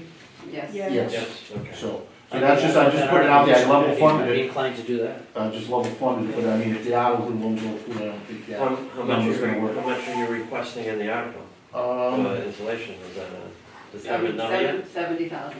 70,000? 70,000 for the windows in the barn No, insulation, insulate that whole It's barn, like it's the whole not, barn. There's no it's all, it insulation. had to be all sprayed in. versus It's metal. increasing your energy line item by what, 500? No way, it's like thousands, no? Yeah, How can it be? You only spent $1,000. no, let's. We've already yeah, spent that- today $10,000. Oh, 18,000, Yeah. 16,000 was your prior to. Yeah. And as of today, we spent $10,000. So- So that's where we're at, I mean, again, So after and this year five, was a. so after 5 years, you would recover your cost. Your return on investment after 5 years, if you spent the 70 grand, right? Yeah, And that's for insulation and Versus new where your glass? budget would New increase. new windows, correct, yeah. And new windows. It's about a 5-year return on your investment for the 70 grand for the insulation and the windows. Yeah, Based but on- your energy bill ain't gonna go down to zero, is it? No. No. No, I'm We're just down a lot saying, it's because the we- cost of the Okay. oil, you know? How much have you spent so far this year? Almost $10,000 as of today. 10,000 through so-called. And this is. And this is a Yeah, warm my- year though. which This is- is- Yeah, this is a very mild year, yeah. This has been a We warm didn't year get though. March bills are not included in Yeah, here. it's been a warm year. Yeah, it's been very warm. I mean, January was 65, Yeah, right? And they don't keep. And these guys keep it at what, 50? They say Yeah. they keep it cold down there yeah. too. I mean, they're in and out, so you don't wanna have the garage at 70 degrees, you know, like, you know, Nanny State over there, 70 degrees, 80 degrees inside the barn, and then they going out at 0-degree temperatures. Yeah. That's not good for them. They keep it as close as they can, so when they walk out, they're not like, and after, Well, again, it's zero insulation, it's going right out the roof, it's just metal and that's it, just Yeah, wrap so it. that's kind of like a maintenance of buildings almost for our town. Yes, To correct. consider that, one of our Okay. 16 or 17 buildings we own. Yeah, well, I mean, I figured that, throw that out there, I didn't. I didn't That's want good, to- that's. That was one of the ones I really, okay, so you guys wanna go right to the road material one? No, $3,000 building, any increase, you got 60% increase, it's only $3,000, but you Okay. went building and grounds, and you can go right down to. And again, that's just on, you know, the past, what I've been spending, it seems like, and keeping the buildings up. If you look at that one, where are we here? Right, you mean just preventative You know, yeah, maintenance, the- maintenance that we've been doing? We've been around 8, you know what I mean, I went down to 5, I don't know, Mm-hmm. We're already at 4,500 as Yeah. of today. Now, you know. yep, Repair and maintenance of equipment up $10,000, yep, and that one, stuff, all what equipment. that's all our equipment, that goes for repairing and servicing and all the stuff around equipment. This year alone, we had the backhoe go down, it was $10,000 for the, we maintain all the stuff and all the servicing done in-house, so we save a ton of money by just doing all our maintenance in-house. So But some of this the one, older trip- equipment, that's off warranty, right? Yeah. Yeah, most of it is, yeah. So, you only get a year on like equipment and stuff like that, you have 2 years on something. All the new trucks that we bought, you only get Just a year. won the Mac and, yeah, that's it, And the 1 year. new utility truck, Yeah. water truck? Yeah. Yeah. Well, you get, like the pickups, you get the, whatever, the 5 years or something. 3 years. Yeah, yeah. Pickups, 3 years, 30 Not big trucks, Right. not Macs and not, you know, the big Right. trucks, no. And stuff like if a transmission goes out, that needs to be sent out to be repaired, Correct. do you guys do all that in-house? No, that one we had to, this is, Mhm. like this new machinery, like back in the day, we used to take them apart, but, this day and age, no way, it's all computerized and stuff like Right. that, so there's no way you can't do it, so. That had to go to the dealer, and that was $10,000 just to have that backup transmission fixed, Right. so that's a one-shot deal, and, you know, there goes the budget already, you know, I don't even know what we got left now. We have, we've spent 27,200 as of today. You know, so, I mean, if you look at the history, I mean, we haven't been under 30,000 in inflation. You know, everything goes up in price, so that was. unfortunately. the reason. Again, I'm giving you 27 guys- out of 30. I'm giving you guys realistic numbers here, so. Okay. All right, road materials. Yeah, and that's also a big number. I'll tell you what, I got my books from when I started here in 2011. Same number? No, I'm actually less. I had 125,000 in 2012. And I got the This books was to no prove it change. to you, that was loaded on in 2012. My budget, if I didn't have that, the article actually helped me with a lot of stuff this year. What am I at, road materials? Well, Yeah, we where is that article for road paving, what are we using it on, do you know? All right, I'm first using, of all, we spent our like, whole regular road material article of 120. We've spent that, that's gone, and we've down to, we got 250 in there, we have 125 left, so we spent, With the 125 go to go, I thought we were doing extra road paving. That did go towards like, you know, Roads. asphalt work and stuff like I that. mean, we still have, Pipes for drainage and stuff like that, I bought the material, I have all the materials, I need to get them all in, but I got manholes, I got all the pipe, all from Mendel Road. the Drainage, detention too. pond cost some money, Yeah, did that this year. we're still Okay. planning, we have money to do those 4 roads up by Ball's Corner. up in oh the yeah, area that's there. separate, that's chapter chapter 90. 9. Chapter Yeah, nine, that's okay. Yeah, which is already, All right. last But year. we asked for money and we didn't get it from where we were supposed to, it was the excise tax, remember me talking about that? And Mr. Noble took it out of overlay surplus, so that means we're only doing it 1 year. And he took it from overlay surplus last year for this article. Okay. The problem is, you know, we're using it on, you know, drainage, and I thought we were gonna be utilizing that more paving, so. I mean, that's a lot of, you spent 100 out of your road materials plus another 125, I mean, you're talking 250 grand already. Just for the drains I'll on. tell you what, that paver, when you're out there with that thing, when I'm paving things, I did Hamlin Street, it was, I think, 4 days, and I probably spent, what, 17 grand, $17,000 Mhm. in 4 days, that's how fast you can go. And that's not Well, I even just wanna give you a little, yeah, Oh, no yeah. details, no nothing, so that's, Right. you can spend $20,000 in a week, just to give you a perspective, when I get that paver out there on the road, it's, we never had that, Kevin, so. No, I understand, I just, you know, we appropriated the money for paving, and I know we did some patchwork and stuff like that, and that's fine, that's what it was supposed to be used for, but we just talked about doing, you know, drainage and manholes on Mendel Road and, Yeah. you know. Mm.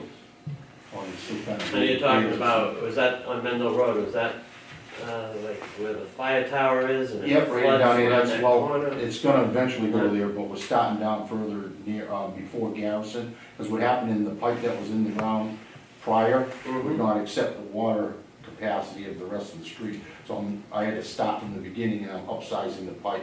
It's 12 inches of ground now, I'm running 24 to 18, then you go down to 15 to 12 when we get up towards where the fire tower is. Okay. So we're trying to catch that, because that's a problem we have every year. Right, Water gets freezes built up, up. the ice builds up, it goes across the street Mhm. over there, so. Garrison's that subdivision that goes up Correct, right there. correct. It's a little Howland detention Farms, area. is it, or? Yep, Yeah, right over there, okay. Yep. All right. So, other questions on the highway budget?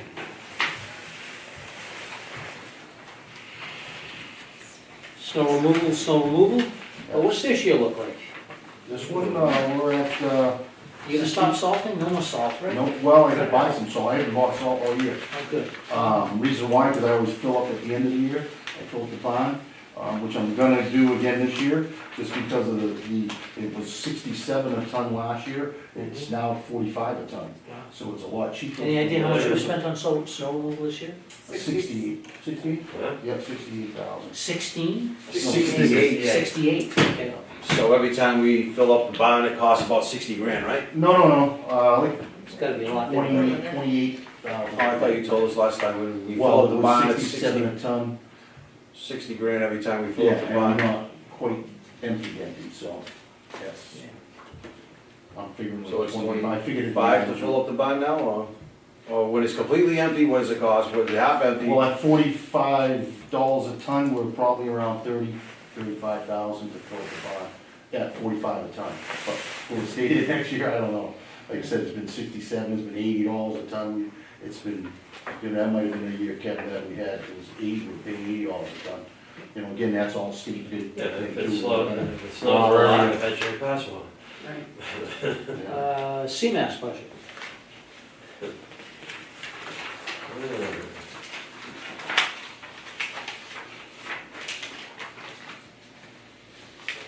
All right.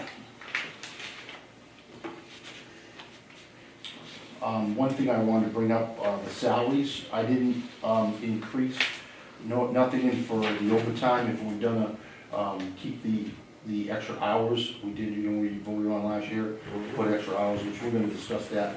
Yeah, we're gonna keep you, we'll do But that. I just wanted to keep in mind that we, out of this budget, I did not add any additional money for the Should we? overtime. If we're gonna- Well, that's, again, if we're gonna continue, because last year I didn't, it wasn't, our budget was already done before we voted to keep it open till 5 o'clock. This is Right. the Additional percentage hours. set bill. Yeah, no, I understand the extent of it, but that doesn't, so this budget doesn't properly account for the change that the board made by extending the Saturday hours? Correct, that's why I wanted to come to the board before. Just Saturday though, right? Just We went Saturday, from 2:30 to 5? Or 5 o'clock, 5 o'clock, yep.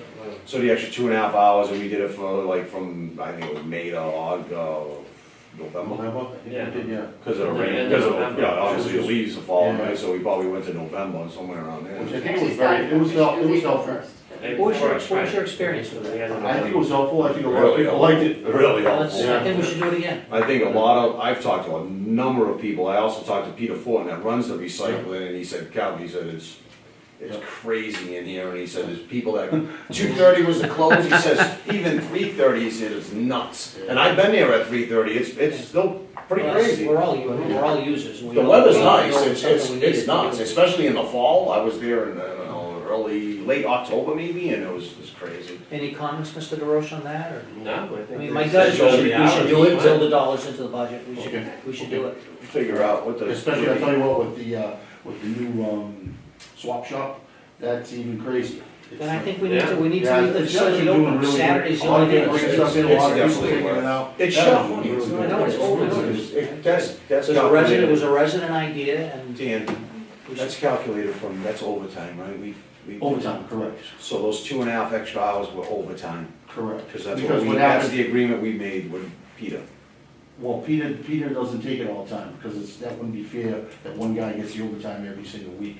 So we Oh, I thought he was a dedicated recycler. He is, he works, but he would leave at his 2:30, and the other guy would come in for the extra few hours. If they split it up, so every week a different guy gets it, so Okay. it's Yeah, that's fine. And it's you don't just have to keeping it worry. fair for every guy. I didn't think anybody else would wanna come in for 2.5 hours. It is, yeah, they've been doing it, you know, that's what I'm saying, it's kind of. That's fine, if they're in agreement to do it that way, I don't care who's there, Yeah, as long as it's open, because the So why residents don't we, why love don't we build that into the budget? it. Build it. Yeah. What's the dollar value of that, any sense? we'll figure it out, I'll figure that out, and we'll figure out all the. I think we agree that we need to do, we Okay. need to do it. Yeah, it's not gonna be a lot. It's peanuts. 10 hours a month, 2.5 hours a week. That's it. I think we need to do, I think the Yeah. residents appreciate it, It's especially all since $100 it's a swap and, shop. $50 in overtime money. It's cheap money, right? First time and a half, right? So, I mean, it's a little bit more than that, because it's regular wage plus a time and a half, but it's no big deal. She knows the numbers, and she can work with Julie and look at the numbers, but I don't think it's much money at all that we came to that conclusion. So, I mean, if it's only costing us right now $20,000, he's only gonna be a fraction of that, right?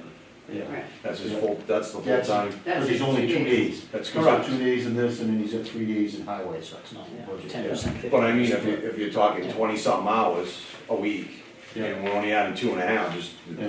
you know, Yeah, 10%. Yeah. Peanuts, right? Recycling. Okay, now we're up to, the curbside pickup, which, Dan, can we go back, cause recycling, it's up $44,000, is that part of that price per ton? where are you? Yeah, Recycling, back on the CMAS, cause it's on the, yeah, we're on CMS. Yeah. We're on- oh, we're talking about recycling. Changed the name. Recycling. Yeah, AKA 40, AKA curbside. roughly Oh. The 44. 529-100 we changed to recycling. It's no Oh, you longer did? part of curbside pickup. Yeah, that's what you guys wanted, right? Yes, Please, correct. that's great. Oh, I've got, mine says recycling. Yeah. That's what it is. That's what we wanted, That's but what we because asked the old one said curbside, Oh, okay. but that's what it But really it's is. so- confusing, what's curbside, trash or recycling? Yeah, It's and that's why we recycling. switched, okay. I didn't get that on Okay. this one, so. So that's a So 44,000, recycling. but that's the price per ton, right? Increase that we, It's the increase, plus the increase in tonnage too, so we got both.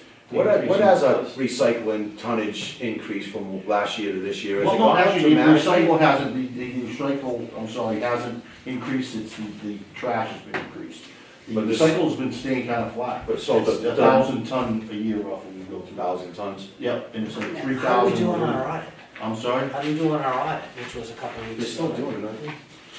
The audit, remember they were doing like a recycle audit, they were gonna That go was around? last week, so we have not had, we do not have. We don't have the results Yeah. yet? No results yet. As soon as I have results, I'll pass them on to you. This 40% increase in recycling, now that's representative of the changes, global changes that we're experiencing, just like everybody else. And a lot of it is contamination still, so Contamination like it's, still. it's $108 roughly a ton. Uh-huh, If it's not contaminated, if it gets contaminated, you're up to like 150 a ton. right, so, So, to the residents out there, throw the plastic bags in your trash, correct, yeah, that's a big, not in the recycling. Yeah, In the trash. And no That's- greasy pizza boxes That apparently. is the biggest, that account, and, right, about and 85%. styrofoam. And styrofoam, Yep. so styrofoam Metal and jar trash. cover, metal jar cover, we Okay. learned last week. What else, what else? Well, metal, It's yeah. the big one, but I think the big ones was styrofoam, the plastic bags, everybody's putting a lot of. Styrofoam plastic bags account for about 80% of our contamination. And we need to stop throwing that into the recycling bin. We need to start throwing it into the trash bin. So, and that'll save, if you're talking $42 a ton difference in 1,000 tons, someone give me a quick math, is that $42,000? We would save. So, 44, yeah. okay. So that's part of that, It is, people is, don't it's a realize, big we thing, were right? paying, You we don't- were paying you don't 3 years realize. ago, 4 years ago, $30 a No. ton on our And- recycling, it's and- crazy. And this is our Going up number, 4X.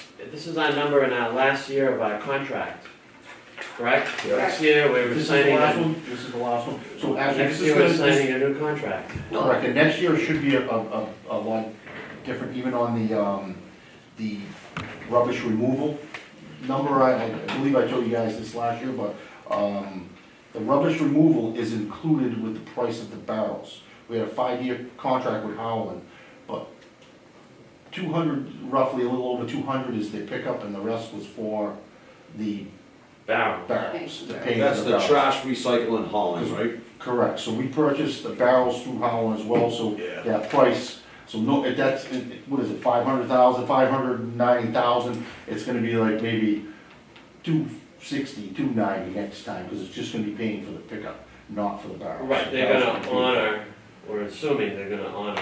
Well, after the barrels, well, they're ours. Yeah, They're Ah, us, they're us. we own them. Okay. We paid for them, that's what he's trying to say, we budgeted for it so we could pay for it over a 5-year plan Yeah, with that first Howland contract. Correct. yeah. And we knew on the back end of it, we'll be saving that money back, but we have to make that original purchase, and Dan's purchased quite a few extra Yeah. barrels, but he's got a lot of damage, where if you go in the yard, you'll see some damaged piles, and, Oh, yeah. but it happens, and then you replace them, but he bought extras, And we right? had, we know, Yes. plus we had, and plus we have a lot of people purchasing barrels, which they're paying for now, they're paying for the additional barrel and the additional tonnage. So we charge it for, again, if you did the homes, it's roughly a ton of trash a year, and that's when we came up with that formula. It's 4,000 homes or whatever, and you got, you know, roughly 4,000 ton of trash, so it's kind of, we figured, so if somebody comes up and picks additional barrel, they're paying for an additional year on tonnage, so they give us the, whatever, $65 is. Yeah, something like Right. that, Dan. So they give us $65 for that, and then Something. we paid for the price of the barrel. $65 for a barrel, whatever the Okay. purchase price was for us, the board made that agreement, we've set that policy to, you pay for the extra barrel, and then you're gonna pay the $70 or whatever it is a year for the ton of extra trash. Any other questions on the CMAS? CMAS incinerator contract is also up at the end of the year. That'll be going out for a rebid, and Yep. we're the only incinerator around, right? I'm just, will there be Yeah, but competition there's other for that people- bid, or? Yeah, there is people that take, they got it in Fall River, I think, and, I think, 'cause we had like 5 people bid that out last time, Okay. I remember, Did you? so, yeah. Oh, that came in People for that that. bid that out. Oh, it was gone. I don't know if it- ABC had, I don't know where they were bringing it to, but they did it, you know? Mhm. I Okay. think you were taking it out for Fall River and stuff like that. It's all gonna go off a bid, anything more than 10,000. Yeah. Yeah. Water, That's what I said. water budget.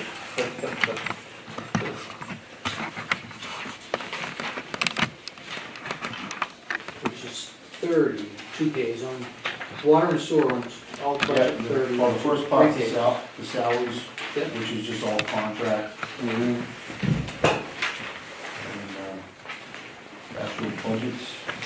Water bills, you gave us a footnote in the back of the budget, I don't know if the board's got it, or might have one, but it gives an explanation for the water department and the sewer department, so it'll probably eliminate some of our questions. You guys get this I one? got it, yeah. So it gives us a breakdown, it's because of the 4% increase from the city of New Bedford, and we Well, have to have this is some, this is an estimated, we Right. usually get, this should be coming up pretty soon. and you have to have a buffer in there, because we don't know. Yeah, We know based on our past 3-year average of what we're doing, well, and we know what the increase is gonna be, but there's a buffer, right? Yep. You have to have some buffer in there, Mhm. because for extraordinary, unforeseen things, we need to have that buffer in there, so. yep. Kathy knows to the penny, because I've sat with her numerous budget seasons, and she knows to the penny what we're billed from the city of New Bedford, and there's all the water meter charges that they charge for the 5 main water meters that come into the town. Okay. She gets all the New Bedford bills, so she compiles all that information up, and she can run reports on it and give them to you if you wanna look at it and compare it to the budget. I've done it for numerous years with Kathy, and she does a great job doing that, so. Usually any number that Ms. Silva's presenting us is pretty accurate. Any questions on other line items in the budget? It is what it is. I mean, it's the We're good with the water bills, rates. water bills is most of it, is, Yeah, Some of city this and testing we have went up, and, again, that's, Yeah, water that's lead, testing went up by- yeah, that's, lead and copper this year. Yeah. It's coming up, we do that every 3 years, unless it's a problem, then you'd have to test every year. But we're currently, good knock on some wood, and we're doing lead and copper every 3 years. So that's why. Can you guys have I don't know if you got a copy of that. Dave, do you see that piece of paper right there? It gives a little breakdown on some of the bigger increases for the budget, water, sewer. You can have that, I don't need it. I know you just mentioned water and sewer rates, so we'll have to discuss that later because, I don't have enough information just yet to see if we're gonna increase that rate. yeah, you usually come in and make that presentation outside of the budget. So are we good on water, gentlemen? Mhm. Jump to sewer? Can we, I think, I got a note down here, why is gasoline up when the costs are down, Dan, so? I love funded gasoline, which one we talking about? 541, You 500? don't- Yeah, 541, 500, I'm just, it's $500, it's just, it's not a lot, but I'm Well, just, and gas water? has gone, yeah, water, gas has gone way down. Yeah, and that was. And sewer it's up as well. And I mean, oil's in the tank, and it's a byproduct of. I mean, again, that could fuels. probably, if you want a level fund, Kev, I don't have a problem with that, it's just when we're doing these in It's December. like that. So I don't agree doing this in No. December, my opinion, Yeah, but I'm just, because it's gasoline way too prices are trending expensive. down over the last 2 or 3 years, I mean, it's only $500, so I mean, you're talking about 150, 200 gallons of gas. Do you know where you are through? We do No, not. is it the charge back? What happens is it all gets charged to the highway and then, Ms.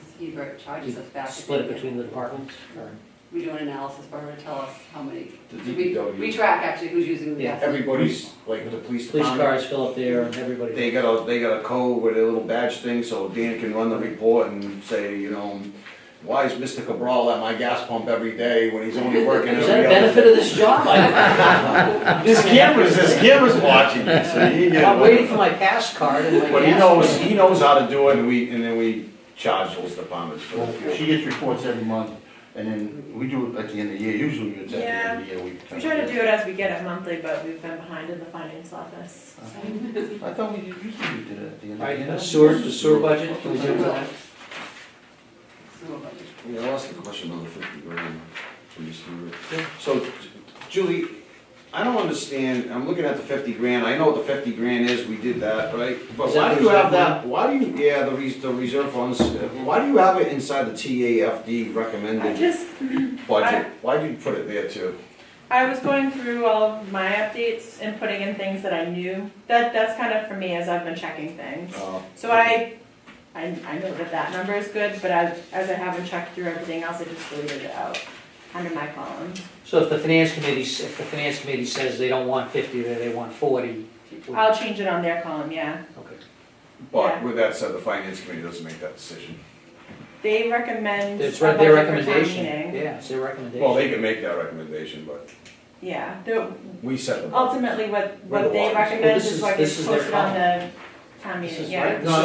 No, that's finance director, town administrator column. Yeah, so, That's so not I, finance. Finance, committee finance committee's There's a later. separate column Okay, for so that, that's yeah. wrong. Finance committee's further so down. just, So- so, I'm sorry, so you're for right, these you're budgets, right. if you notice on the other ones, I had time to check through those, so that I put in an amount in the columns, like for animal control where I saw it was off. I haven't checked those yet, so I deleted out the stuff that I didn't check.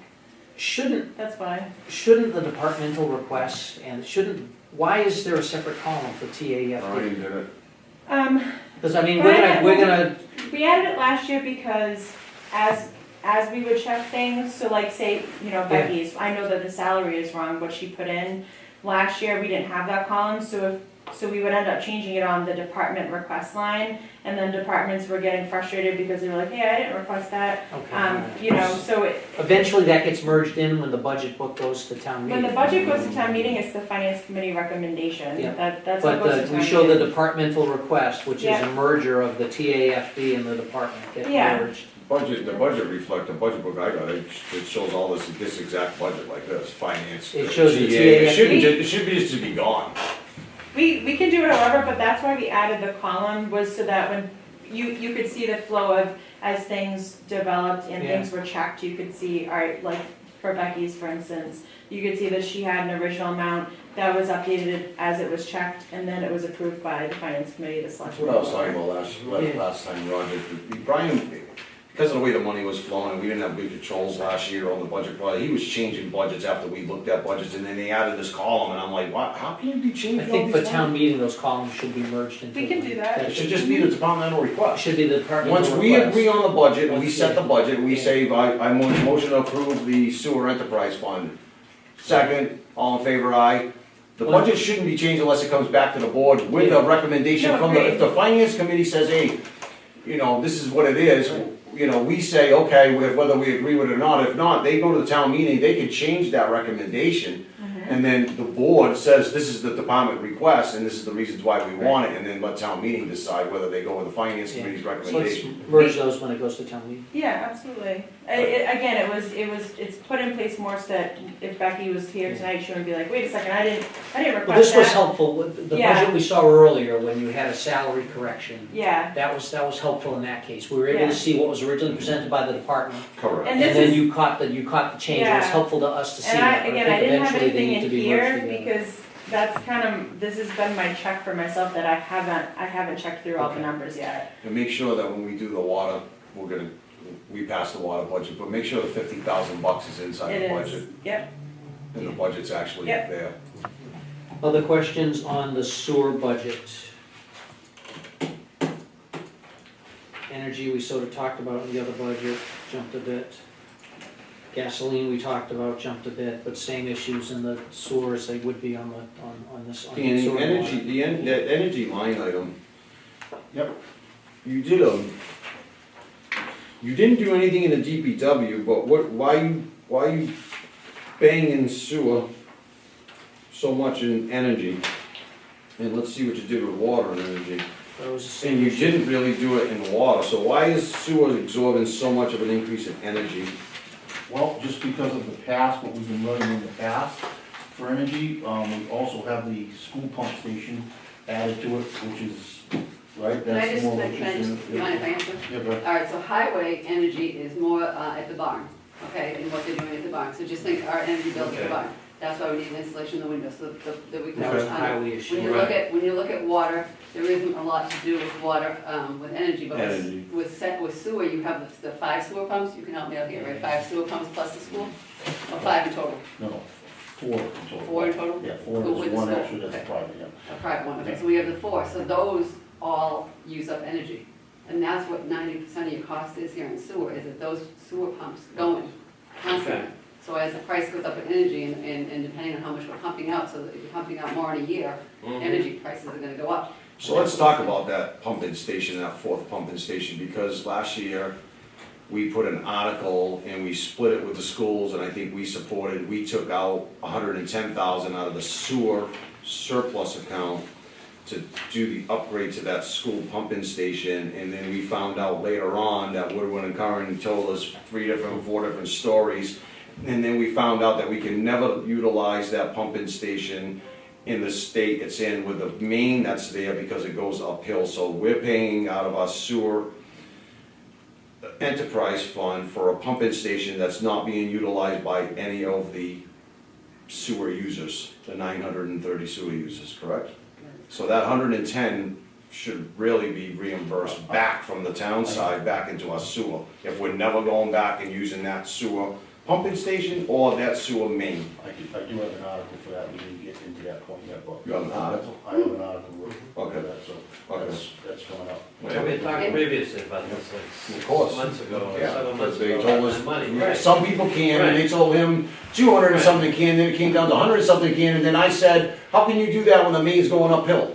You Right. can't tie people in gravity feed. Right. Well, it was on the other side, it was the reservoir neighborhood potential, and Correct. we decided that's priority 12 or whatever, Yeah, so that's so never gonna years happen. out. But that So 100 grand or 110 grand, we had talked about. we took it from sewer surplus though, and technically that was we did it on the assumption that we would tie in more sewer users. Correct. We found out that that assumption is proven wrong by the engineering, saying that we cannot do that. The only way we would is if we pumped it back to the pumping station that's at the school, and then pumped it into the main out all the way up, which doesn't make any economical sense. So we need to, what I talked about the previous year was trying to recapture that $110,000 to make the Could sewer. reimburse indirect costs.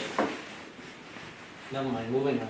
Can I just add something, that if you do vote to take the 110,000 back and it is a school sewer pump, I don't know if Mr. Menard is okay with still helping them with it, but I think some of these bills that the sewer is paying for should not be in this budget, they should be in the school budget, because we really shouldn't. It's a dedicated sewer pump. Exactly, and so the Right. energy for No, that that's- pump, that's just one of the lines. Well, I we mean, just had, give you an instance, we just had a bill for the call-out system, is mission controls, and we just actually gave it to Kristen, so we're like, hey, why are we paying this bill still? So it's been coming to our department for the Yeah, bill. we'll talk about that with the article then. Okay. Mhm.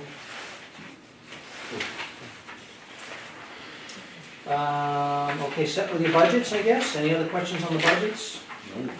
All right, so do you want to go to articles, you got articles? Yeah, we can go ahead. Do we Do you have have a copy? I don't. I do not, no.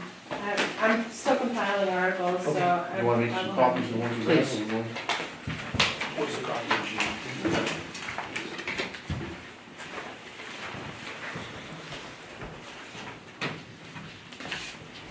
We're talking about two of them already, and then two of the other ones are capital, I don't know if you want to pass them on. Well, time's starting to fly by in 3-hour meetings, starting to get annoying. So, we got a lot of other things on the agenda, so we can, I mean, I would've liked to, it would've been nice if the board would've had this stuff ahead of time. Again, we could look at it, understand it a little bit ahead of time. It saves everybody a lot of time by Like, doing that. we do control the pace of the meetings too, Mr. Gasper. I understand that, but what do you want us to do? Motion to approve, motion to approve? No, I know, People but at we home just- are going, what the hell's going on there? We're rubber Focus our stamping? conversation, we can I mean, move the we pace do. along. Well, Just you gotta an- practice on the just an agenda. observation. It's not the board's fault. We need to educate our taxpayers on where their money's being spent. Thank you. Thank you.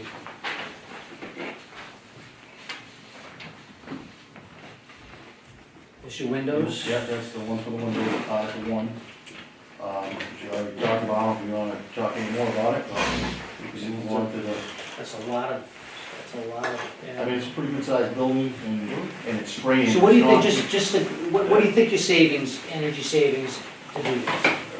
Like we were just talking about, probably, 5-6 grand a year probably anyway, so. All right, so your break even's 10 years, 12 yeah. years, yeah. Somewhere around there, 10 years, pretty rough. I wish it was quicker. Well, we don't know what all the other articles are gonna look I mean, like. it's- We can't just go and say, we're not even look at voting the articles. We gotta No, wait I'm until we just- see the bundle of what we First time have, what I've seen money this. we have left over, and then say, what do we have left for We're talking about articles? this, we're talking about this article, and this article is a $70,000 request, and we're looking at the break even on this article. It's So all, it's the whole $1 million of. we were talking about it before we were talking about it, now we're talking about it, so. All right, Article 2. This is for a water main replacement on Nye Ave, which you guys actually, I wrote that down on the side, you'll see 1917. That's actually the year of the main was Niagara is between Main Street correct. and Slocum, yeah, Yeah. okay. And that's one of our oldest ones, there's a few in that area, but that was just, I guess, a start to do something with the water revenue. I mean, it wasn't part of, we do have a water plan. What is your reserve balance?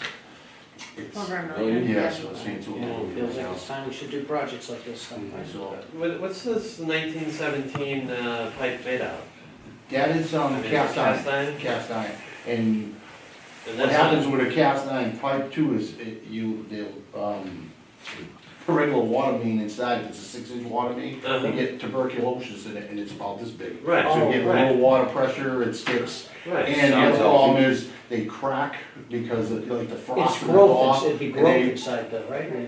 Yeah, Which is if you see them, yeah, you wouldn't, but it is It's still not bad. chlorinated, it's It's not still, bad. yeah, it's still, you know, Right, no, it's clean drinking water, it's not like it's, but if you Correct. see them, it just happens with that type of pipe. The new stuff, it's duct lined, cement lined, so Yeah. it's cement inside and they stay smooth and they won't do that, so. Asbestos pipe is really good, which is not, it's good for that, you don't have that problem, and PVC's also, it's good. So this is You water, don't see water that. reserve, we got a 7-figure balance, this feels like something we should be doing with our water reserve. How I mean, big, we do- how big is this, how long, what are you, Well, 1,000 feet? 1,200 feet. 1,200 feet? 1,200 feet, Is yeah. that a quarter mile? Ooh, lots, yeah. I Yeah, quarter miles, I measured it with my Yeah. truck, I just reset it. Exactly, It's about a thing, quarter it's right mile, around a yeah. quarter of a mile, so. yeah. Hey, you know what, I think it's time, we've been building reserves, and, you know, it's time that we start doing water infrastructure, to be honest with you guys. I mean, we have an obligation, and then that obligation is to provide people clean drinking water, and I don't think 1917 Pipe's doing a good job of doing that. Agreed. Article 3, please. Okay, this is a new one from the EPA. This is a mandated thing. They love spending our money, telling us how to spend our Well, money. this is what I'm getting on, that's why I was kind of talking with the board, even about sewer and everything. Eventually, it's gonna be mandated. We're close to the river. You know, we gotta start doing something, you know, that's why I'm glad we went to CWMP. It's something we're gonna have to do in the future. Is this a Woodard and Curran type project? Correct. Yes. So this is just an assessment. Yeah, We get a plan. it's actually giving us a plan and some training to be with that, correct. What We are we do have planning emergency and training? plan. What are we planning and training to do? Well, they gotta go over the plan with us, and so they gotta bring a lot of guys in. What's the plan? This emergency, this is if we have a Can we problem. see what you know of what this plan, that thing? You want a copy of this? Yeah, so Yeah. just kind of, this is what we got from the EPA, it's a regulation that came down. Is that something that we can use through an MVP grant? You could, probably, yeah. Yeah, it's a new plan we have to do, and then you have to review it and resubmit every 5 years. So why don't, can we look into seeing if instead of taking that from our reserve, can we look at the MVP grant and see if we can Yeah. apply for I that for think, this? yeah, I think the only issue is, this has to be done by the end of 2021, correct? I have to submit it by June 30th. By So if June we- 30th, So yeah. we're looking at applying for an action grant in the fall. So if we didn't get the grant for this through MVP, then we would kind of be. Could we do it and apply for the grant both and reimburse our water reserve fund if we? Yeah, absolutely, so, Yeah, there you so, go. That's a thought. This Mhm. also, the price also includes updating our emergency response plan, which is about 10 years or more older. So that has to be updated and submitted along with this risk and resilience assessment. Okay, All right, Article 4, And this is one for the 110,000. school department's not gonna be happy about this one. No, no, they're not. It's coming from general taxation. It's coming, well, the school budget though, the school budget. They're just gonna add to their number, right? that's ultimately, like you said, unless you pull it from free cash, for them to add that to their budget is ultimately gonna just impact the whole town's budget. Well, we're gonna take this from their budget, right, is that what it's saying? Would add this to their budget. Oh, That's how they wrote it, but, I mean, I think that's something for you to consider. Ultimately, their budget is general fund, so it's part of the whole Yeah. package Their deal. budget, right, so the budget's paid through the general fund, as Julie's saying, so if you take it from free cash, it's a one-time deal, you can do it. You Are we can do taking it from, would that be the proposal, take it from could. free cash? It's one of the options. It depends on where we're at, what we're gonna use for free cash this year to balance the budget. What we have remaining is what we can use on articles if we so choose to do all of these articles. I mean, I know we don't have enough money to do half of what everybody's proposing, well, we'll figure it out where we're at. And So Take refresh forever. just the history of this. We upgraded the pump at that pump station serves the school buildings only.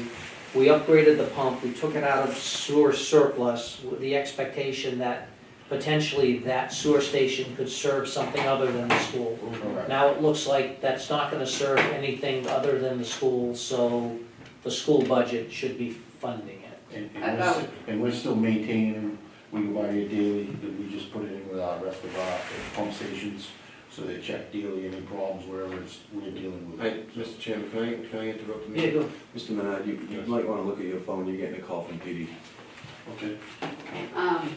I was just gonna say that we, Please, Oh, I fight for my water and sewer users, and our sewer users are so low, we have like 938. So you took $110,000 from these small group of people, and if we have an emergency, we need to build up our surplus in sewer. You Right, know, so we need to, it's only right to give it back to the people yeah.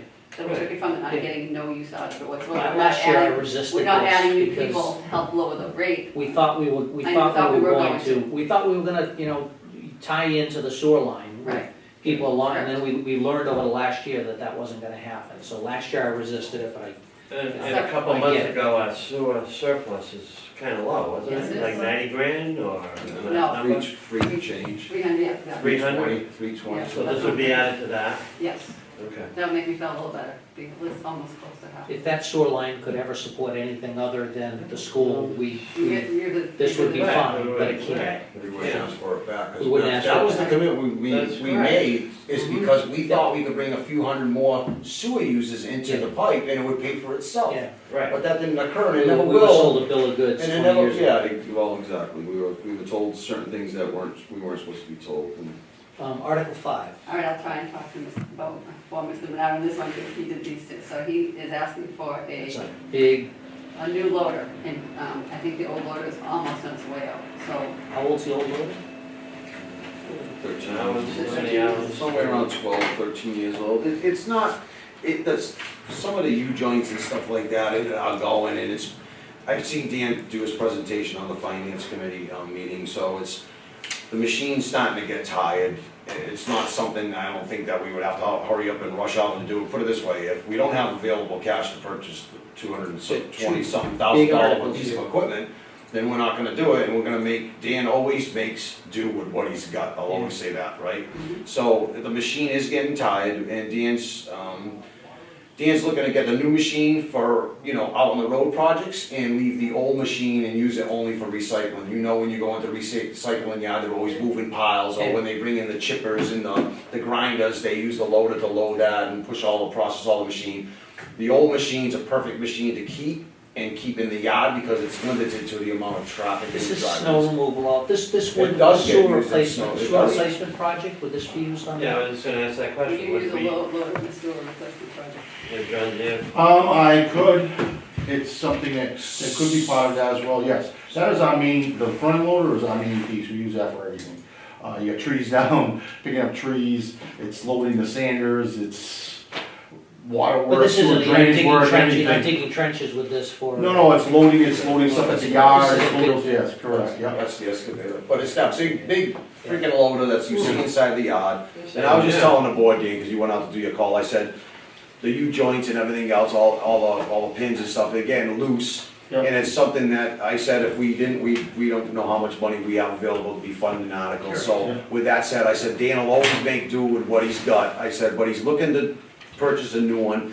And we're gonna keep the old one for recycling, because I watched the finance committee meeting, so I know what you said. Yep. For the recycling yards, because it's good for the recycling yard, because you've got that loader, which we drive on the streets, all of our sites. You're not trailing it anywhere, they hoof that thing down the road, so. The old one will stay at the barn, the new one's gonna be used for the street projects and maybe sewer projects, and I've talked to Mr. Menard and Ms. Silver about this, I think I might even touch base with Ms. Hebert on it, is if town meeting was to approve a sewer project, as Mr. Cabral said, could we use some of that? Yes, we would, and at that point, we would back charge, if we purchased the loader out of free cash, we would know the number of hours we were using it on a sewer project. Mr. Menard would log that like he did on the small project over here on Main Street. And then what we would do is we'd back charge the sewer for that amount of rental use on that piece of equipment that will drive down the cost. If that makes sense to you guys.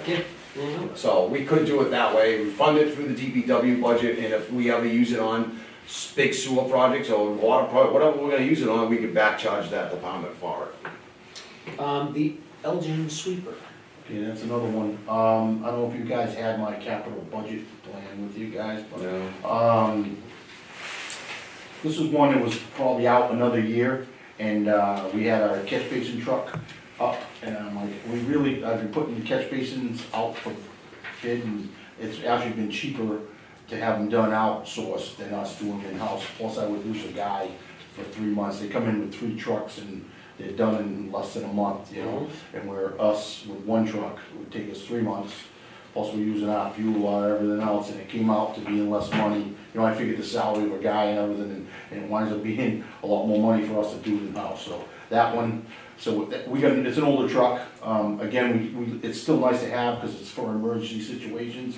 We have to get to a basin, we got our own truck, we still use it Right, in that right, sense, full so. functioning. But this is, I don't wanna this get is rid the of it sweeper, for this another- is. No, I was just saying, because that one was up for this year, Okay. and I switched it over to the sweeper To the instead sweeper. again, Oh, because we're okay, doing that. okay. That was my, thoughts in this. This is a street sweeper, I'm sorry. Correct. Again, I looked into outsourcing this as well, just to see how it would be.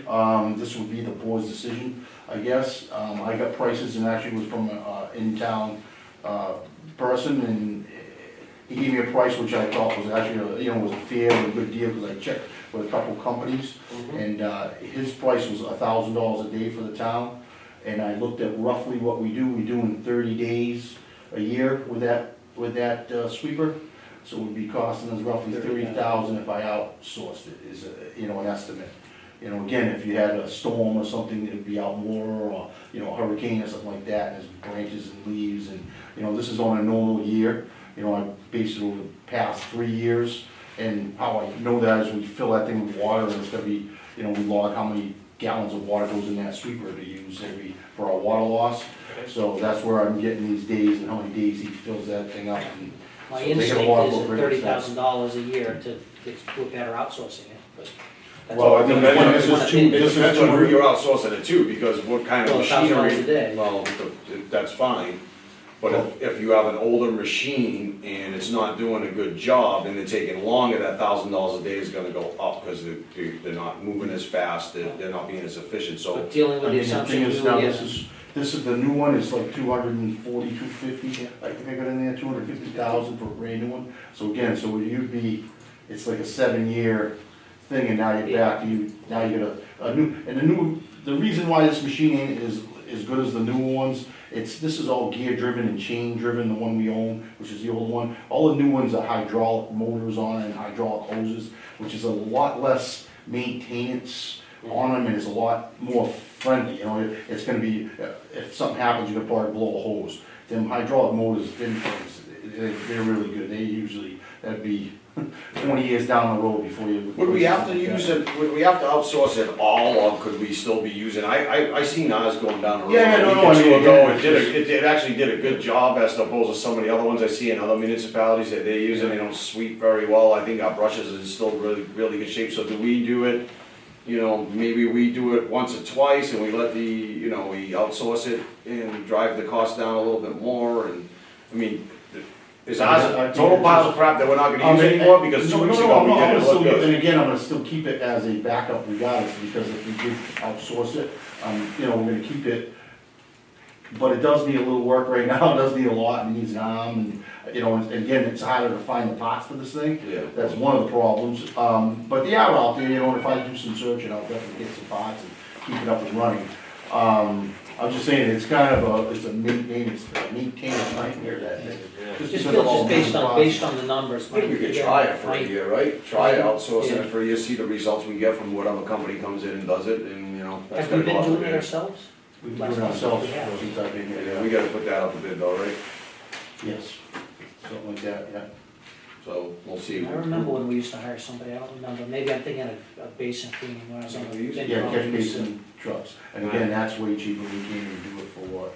We got 1,000 basins roughly in town, and it's $11,000 for And the then you year. got salaries for So it's people like- that we Yeah, dedicated So to it's yeah. really, that. it's $11 catch That's basin. not- You that's think by the time even we the pay break fuel, even, so you Right, gotta- I driver, talked to Dan about you know, this. the maintenance of the vehicles, no way we can Try. do They that. charge $11 a week. So, hopefully, We'll don't try. it stays like that, Yeah, but the right now, we salary can't guy even, for we the can't year even for for that, that you know. year.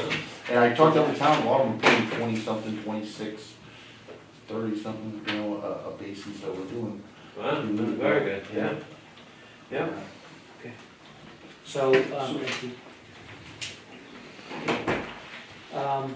So again, the board can think about it and let me know, I mean, it's nothing with the board. My gut is that the loader's something, the loader's probably more critical than if I'm picking between the two, that's the. Correct. And just looking at the break, talking about not only the $30,000, paying somebody $30,000, but Yeah, the 30 days, but in addition to the cost of the equipment, you've gotta put one of your people on the machine for correct. 8 hours a day at that rate. Plus For any. 30 days times 8 years, Yeah, yeah. I don't wanna do that. Wait, if we were to outsource it, they would pay for the water? So they'd hook up to our hydrants? No, they would hook, that ain't, no, that's us putting, supplying the water. That's all goes towards water loss. It's part of, it's always been that Okay, way. so we would just, It's, well, I mean, it is, So we're it's part stealing of, the water. yeah, well, no, it's No, we really, do our it's, reporting. it's, We it's, figure out yeah, how it's to reported from DEP and everything, we put out, 'cause it We roughly report ain't over. It really isn't much, right, the water loss really ain't much for a sweep. It's 150 gallons, you can do the math, you have 150 gallons every time you do it for 30 days. It's, how many 100 cubic feet you got there, nothing, it's, 150 gallons don't last 30 No, no. days. no, every time they fill up, so for 30 days, times by 30 days, 150 gallons. Oh, yeah, You know, yeah. you know, Yeah. seven- We're paying 750 is 100 cubic feet, so it's really not that much money. Alright, could we move towards your bulky item pickup presentation? Okay. Did you receive that? Yes, we did. Maybe in the back of the book. Yeah. It's titled Acushnet Spring Large Item Curbside Pickup. And this is you'd sort of given us the broad overview of this when you were in 2 weeks ago or Yes, last week. so this is internally DPW picking up, because we realized that outsourcing it was gonna be too expensive. I have been in contact with CMAS, and they are available to take our bulky items for those 3 Saturdays. Hmm. So we're all set with that, we checked the price, I think we're good with the price. The only questions we had is, all of you want to continue, if you're good with the limit of 3, if you want to limit to just 2. There a copy of that, Julie? So, I don't know when you plan on doing this, but we definitely can't do it on May 2nd, because that's the parade. And we don't want all kinds of junk out. Well, we could do it, but we probably don't want it on this side of town. Yeah. Because we don't Monday and want Tuesday. people out here putting stuff out Saturday morning Right. on Main Street over here, the Polk Park, because the parade's on May 2nd, I'm telling you. Okay, Parade. okay. So we don't wanna do the May 2nd run Yeah, over here on this side of town, the village side over here. We might wanna do like Peckham Road and somewhere on the I opposite think, side of town. is that the first one's gonna be the Monday? It's Yeah, only- we're, so Monday- where I am, north end of town, we're It's Monday. Tuesday, Yeah, Monday? Tuesday, we're Monday, I you're should- Monday, Mm. so Monday would be I think Middle this Road, Main Street is Wednesday.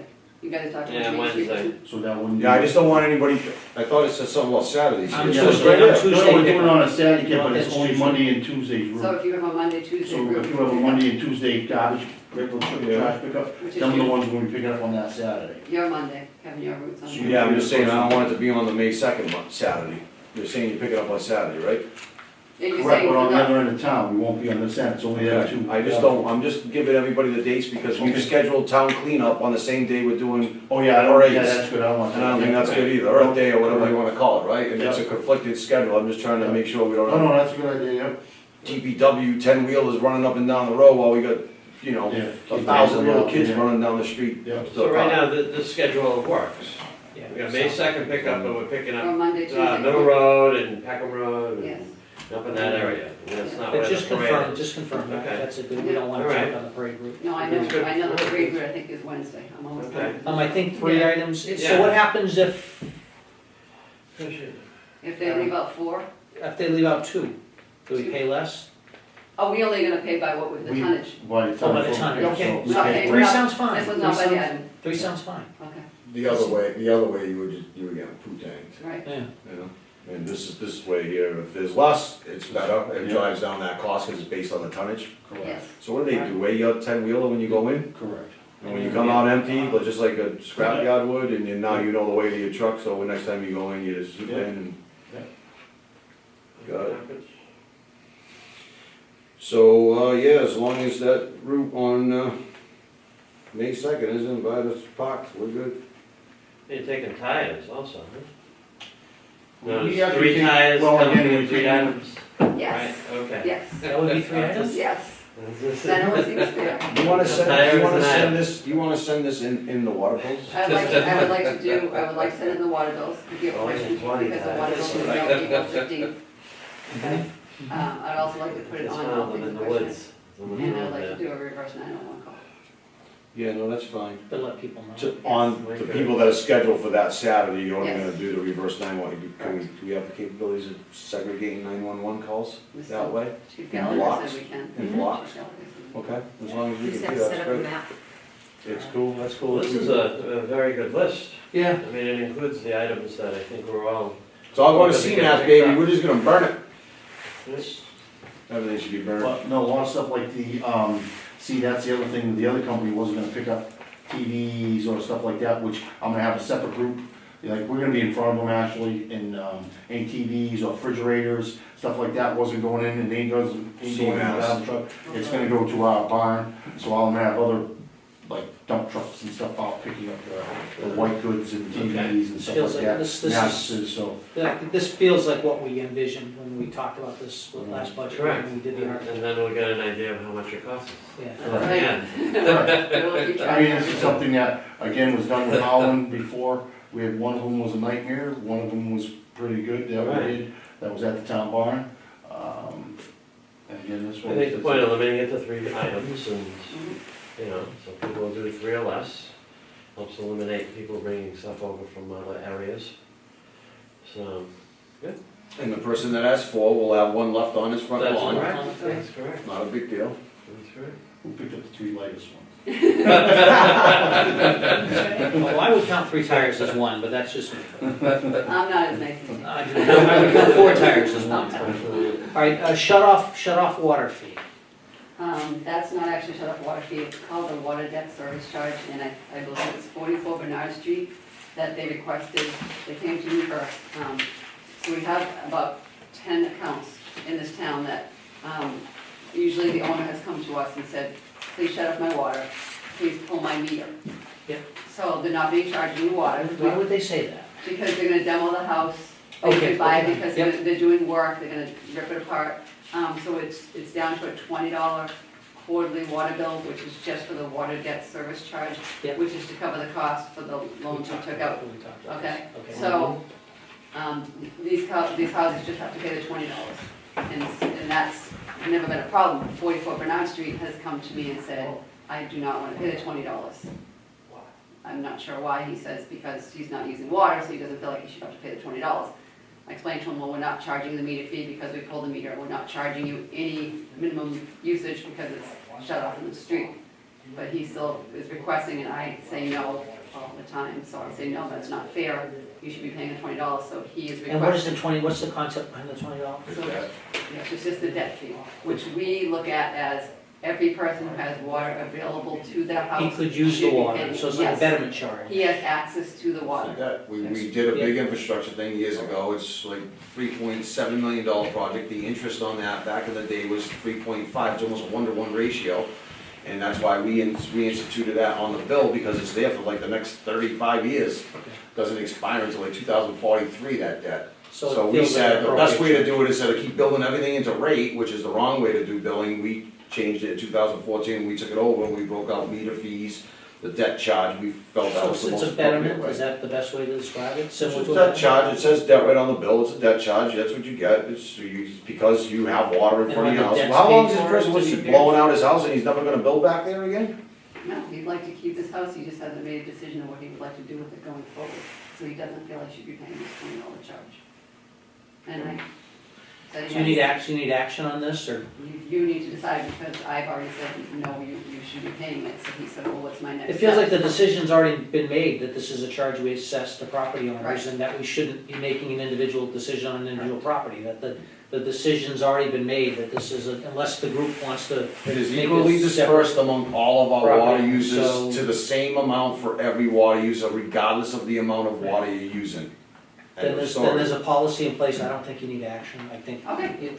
we're not changing the policy that we have in place, Yeah. unless, I- right, so, I At think least you, they right. follow up. And he just needs, I think this person just wants to hear from the selectmen. They've heard from myself, they've heard from Mr. okay, I Menard. think we've got, I think there's justification for the charge, and Right, in 5 years, when this house ties back into the water system, it's there for them, they're choosing not to use it, but it's available to the property, it adds value to the property. correct.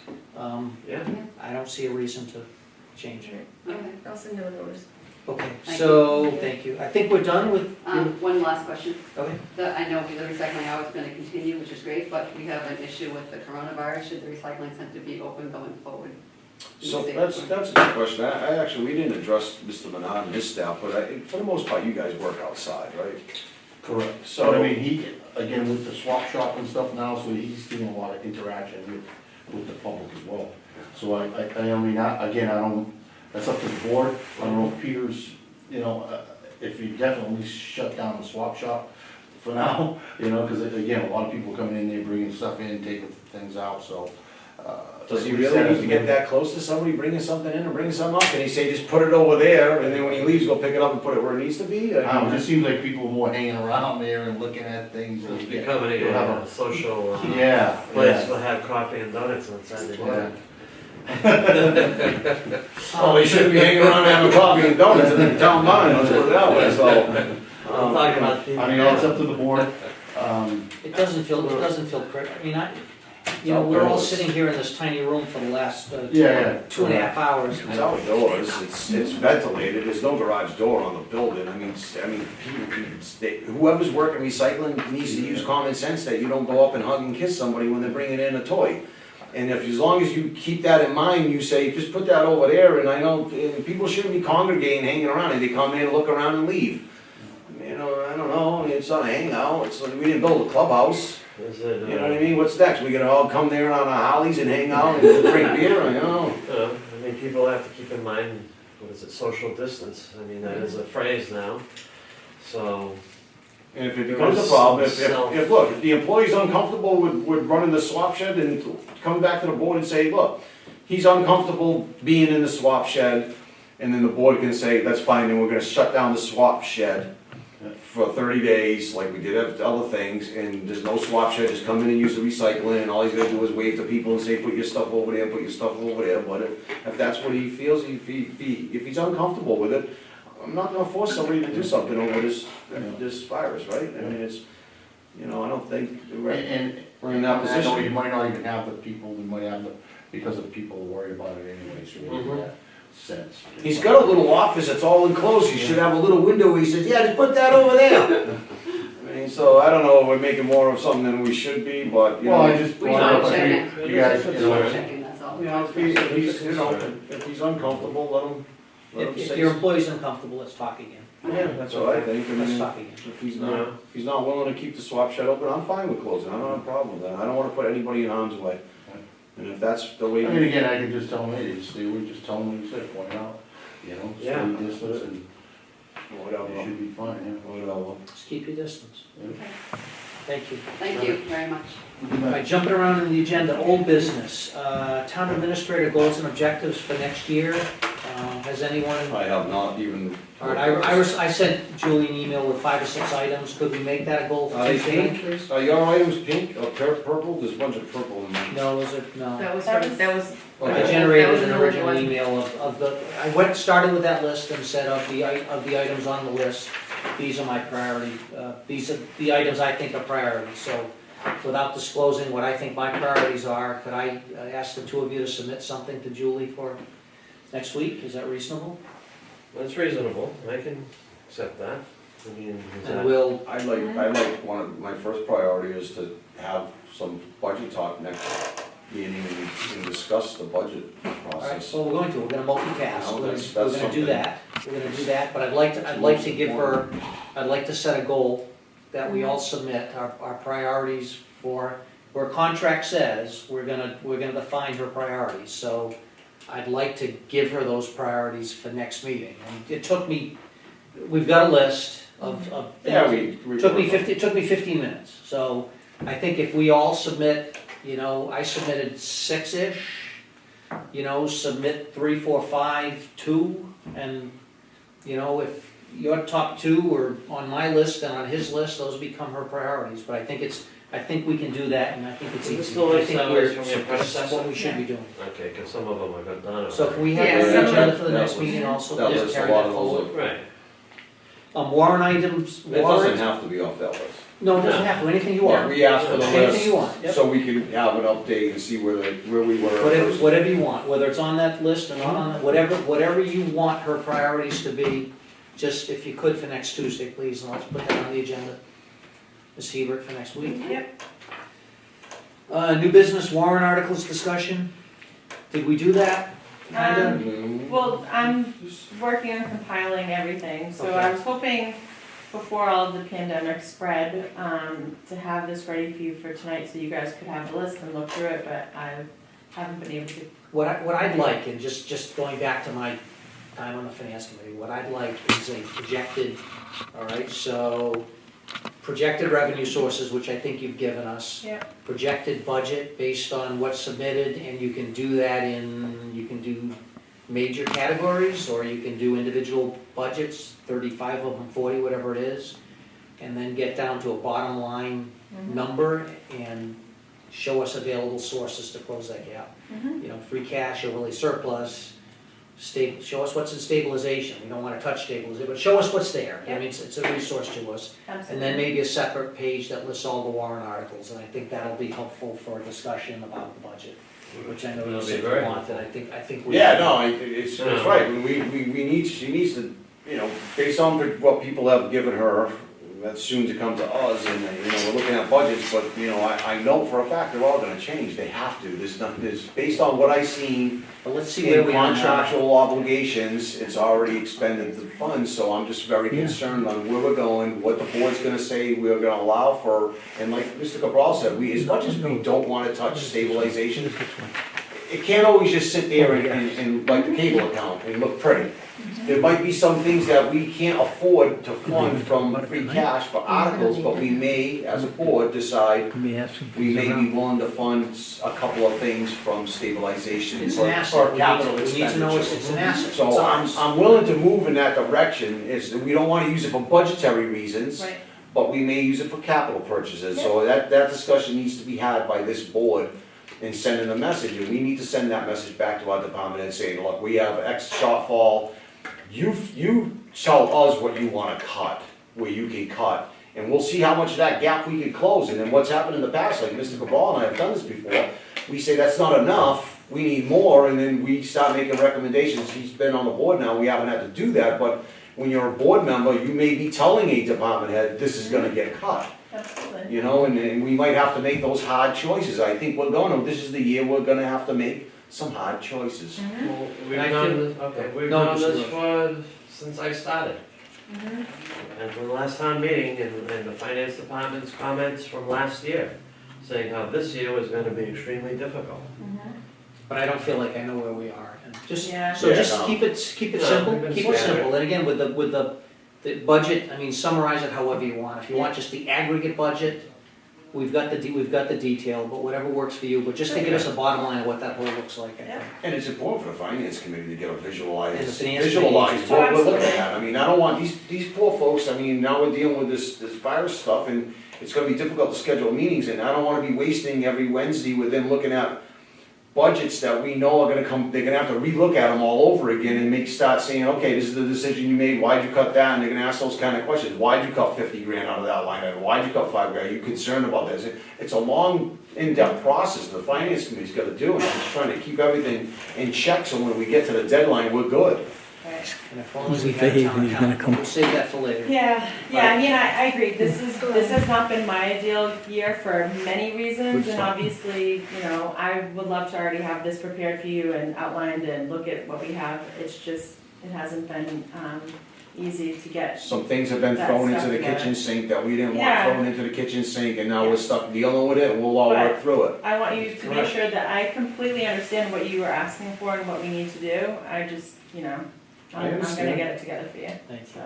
Cable committee capital purchase? Alright. I'll speak for a few minutes. You're Nick's gonna not, turn the camera at your face.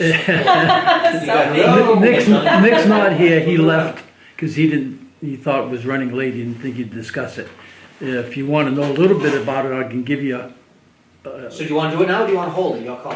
why don't we put it on till next week? Yeah. Let's do it next week, that's fine. That- Yeah, that's that fine. sounds Oh, good. you wanna play it? That sounds good. Thank you. Old Colony School, why is this jump on? That's an appointment. Old Colony School Committee appointment request letters of interest. Yeah, so- So there's a vacancy on the Old Colony School Committee, and, go ahead, So what Jen. happens normally is every year, somebody comes up for a reappointment on the Old Colony School Committee, they're our representative for Acushnet. Mhm. So we usually have to hold a joint meeting between, So we have a vacancy, or is somebody being reappointed?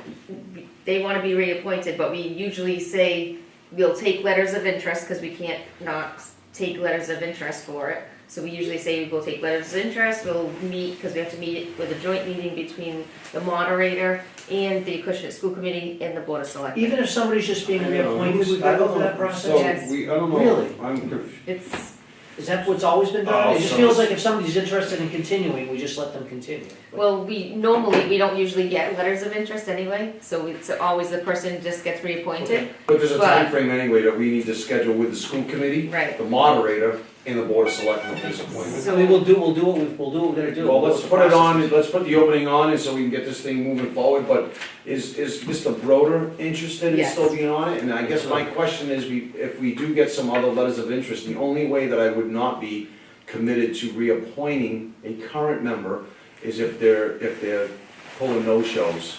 So if they're absenteeism and they're not attending the Old Colony meetings, and it just looks good on a resume, that's not somebody I want to be on a committee, any committee really, right? So let's see what, let's ask the Check residents their at home. performance, how they've You been know, if doing. you're attending meetings and you're a good steward, and I actually call Right. Aaron Polinsky from the superintendent saying that, you know, is he showing up at meetings? Yeah, Kevin's showing up, that's good enough for me. Yeah. I'm So happy.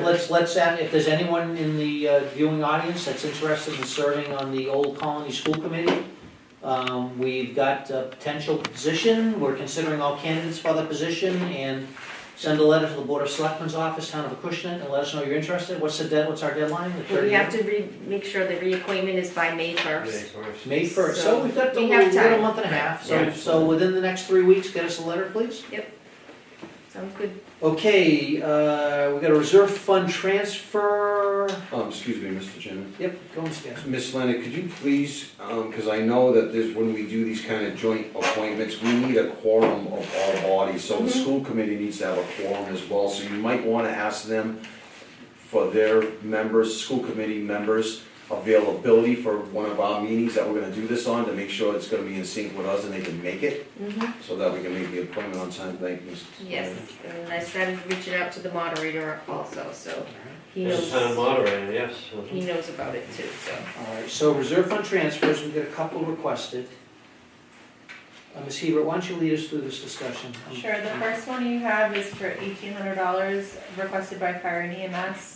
And it is, to be transferred into their building repair and maintenance line item. And the cost would be to replace the sign located on the lawn of Station 1 that was destroyed by the winds. This is That's the one that's up here, the Yeah. sign that's out here, right above the stone Yeah, wall. the wood just like came right off on that. They've got big- $24 left in that budget line Yeah. item, and they need to.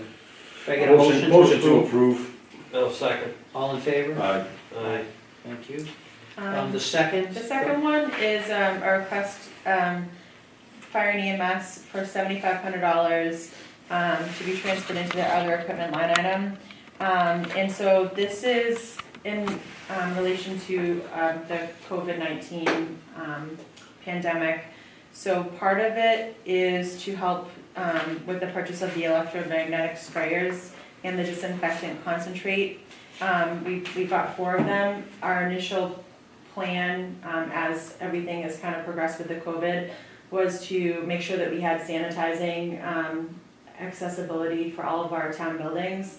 So we worked to make sure everyone had Lysol at their desk areas, and the fire chief had also come up with this idea of these electromagnetic sprayers, which essentially you fog a room and it uses like a charge, like a powered charge. So you walk through the building with this thing? Yeah, and when you hit the charge, it sticks to everything. Like he explained, like even on this table, it would stick to the underneath surface of the table because it uses a charge, like a positives to negatives. Okay. So we got those as our initial reaction to make sure the ambulances were sterile, and then to put in the various town buildings, the COA, the library, to make sure we are constantly disinfecting. He added a little extra money so that as we need things, as this progresses, we have an extra pool of funds to be able to use. And I will say, based on conversations that we've had up until now too, FEMA seems to be in place to eventually reimburse us for these costs. Typically, it's like an 80% reimbursement, so. Because you do have to buy disinfectant to use Yeah. these machines, so you're gonna You run put out, that's something gonna in be. the machines. Right. Yeah, and also, I mean, I'm sure So the everyone's extra money. experiencing the same thing where it's hard to find antibacterial sprays. I was asking for Lysols. hand sanitizer coming Hand into this room, sanitizer. and we don't have any. Yeah, so. Yeah, you got yours, I didn't want to use yours. For the costs That's are personal higher. supply. And we don't know how long this is going to, ride out for. This would give a little extra money to make sure we have enough for those items. Why is the original, the cost associated with the purchase is basically $4,300. Yep, Some other stuff, blah, blah, blah, blah, but he goes on and says, well, these funds would be added to the fire department's fiscal year 20 operating budget. Why are you gonna add one-time expenditure to their operating budget? You see that? for a Why these- reserve fund transfer, you are transferring it to a current operating budget line item. That's what a transfer would be. We went with that line item just because that That's was the fine, so original. it's just a technicality in the accounting Mhm. that you're doing. You're Right. dedicating a line item from the fire department to Yes. transfer from the reserve fund into that line item, but it's not a permanent addition to his operating. Absolutely, exactly, it's a temporary, yep. Okay, thank you. Motion Seems to like- approve. Thank you. Mr. Rose. Second. Further discussion? None. All in favor? Aye. Aye. Coronavirus updates, we did a lot of this yesterday, and I know we've got some discussion coming up later as well, so I don't, Ms. Heber, anything specifically you wanted to say here, or? Just to reinforce to people, check the website, we posted a memo to kind of go through what the selectmen voted at their Monday morning meeting. All public buildings are closed to the public, but staff are still showing up to the buildings to conduct business as usual. Please call and we'll answer the phone, so if there's something that you need help with, we'll still be able to help you. For the treasurer's office, you can make your payments online, or we have the drop box outside of town hall if you need to come in. If you would normally come in, just put it in the drop But box. employees are in the building. Yes. They're available to you if you need to reach them during Yep. normal business hours, employees are here. Yes. We're just trying to keep people out of the buildings and keep our employees safe, but they're available to you by appointment, and we can make whatever happen that needs to happen. Mr. Chairman? Mr. Gasper? Ms. Hebert just said the Dropbox. We've talked about the Dropbox, and I've gotten a lot of people that have called me and said, what are you guys talking about a Dropbox? So that everybody understands, there's a stainless steel box about 1.5 by 1.5 feet right by the handicap ramp where the old town clerk's entrance door was. That's to pay bills. So anything that you want to leave and you want to pay bills via a money order, a check, please do not leave cash. But it's located right at the bottom of the handicap ramp. Everybody asks me, where's this box? And I'm like, you haven't seen the box? And they're like, no. Okay. So I just want to make sure that everybody at home understands to pay bills, there's a drop box at the bottom of the handicap ramp, right on the side hall, right at the pocket entrance at the town hall, where the old town clerk's entrance door was. It's right there, you cannot miss it. You just drop your payment inside there, it's a lock box, nobody can steal it. Save yourself a stamp, right? That's Save correct. yourself a stamp. It's, Yep. And So- if you wanna call the collector's office to confirm that your payment was collected and received, that's fine, we don't have a problem with people doing that. So a lot of people have also asked me, well, I don't get my receipt. Okay, you can get a paper receipt, we'll mail it to you if you want a paper receipt. You can just call the collector's office and say, did you get my payment, I'm so-and-so, and they'll say, yes, we did, and we're gonna mail your receipt to you, and we will do that. Yeah, they will be mailing receipts to everyone who submits through the lockbox, who doesn't normally Thank get you. one. I think that's important, I've gotten a lot of calls on it already, I'm like, are you kidding me? You don't know where that box is? So I think the other main topic, items that we discussed on Monday were we canceled all special hearings that were in the next 30 days to reschedule.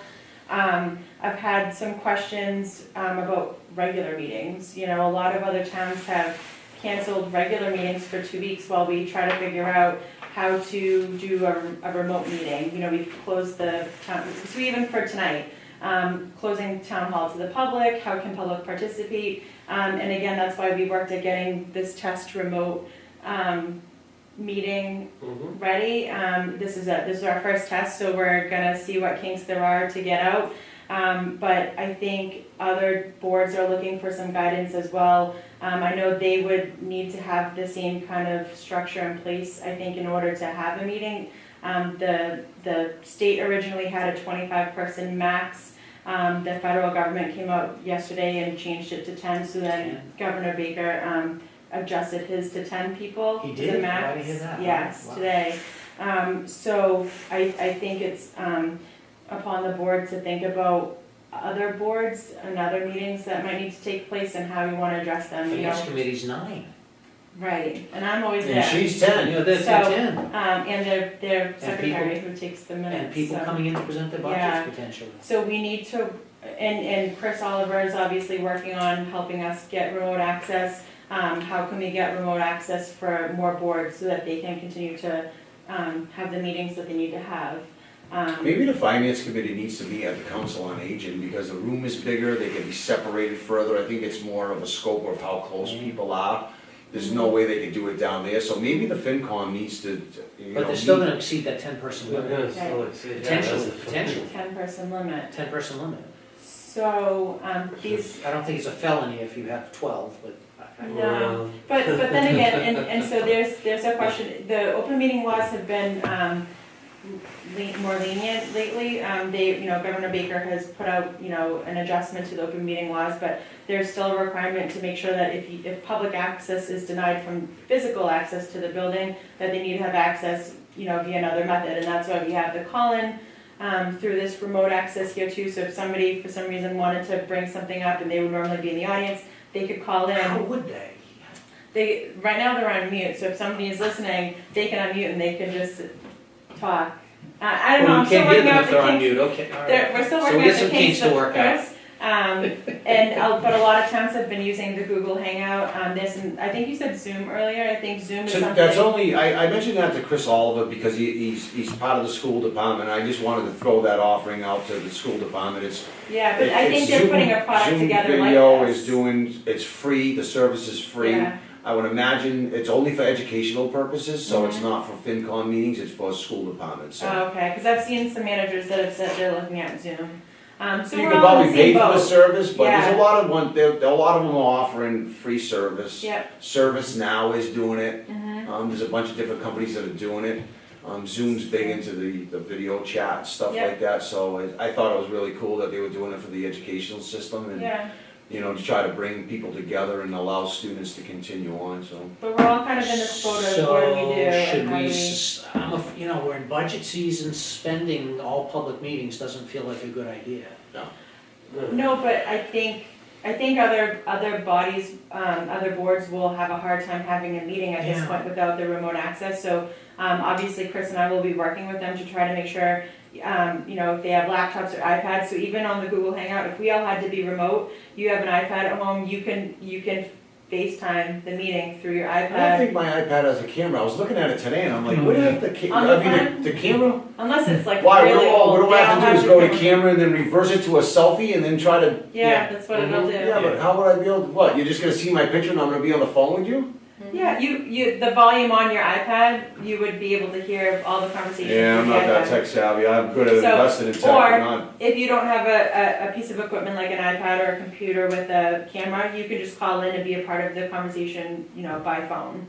So just like Well, you people gotta can do call some in use. here. Instead of calling line. That's good, I can do it in my pajamas. Yeah. Yes, you can. But I mean, We these do are it, unprecedented, these are unprecedented times, so that's what people are, you know, are looking to do. We need to be able to have meetings however we can have them, and that's That's what right. the open meeting law has been. How about a group call-in line? Yeah, FinCom, that's what these, FinCom's the biggest group that I can think of, as Mr. Cabral Planning says. Commission. planning. Huh? Planning, Planning. Planning's 5 people. they have, they have. Well, Well, that's access to the that's my public. question is, how often do they meet and do they need to be meeting? We already said Right. you can't have public hearings. Right, So that basically they can meet with a contractor or two that wants to come in and look at plans. If there's only 8, 10 people in a room, I'm told, right. But the problem with that just becomes a matter of audience. the audience. Yeah, you can't tell Somebody people wants they to come in can't and yell and come in. scream at the plan because they're living Right. next to it and You they need to don't give want something. access to the public to all meetings.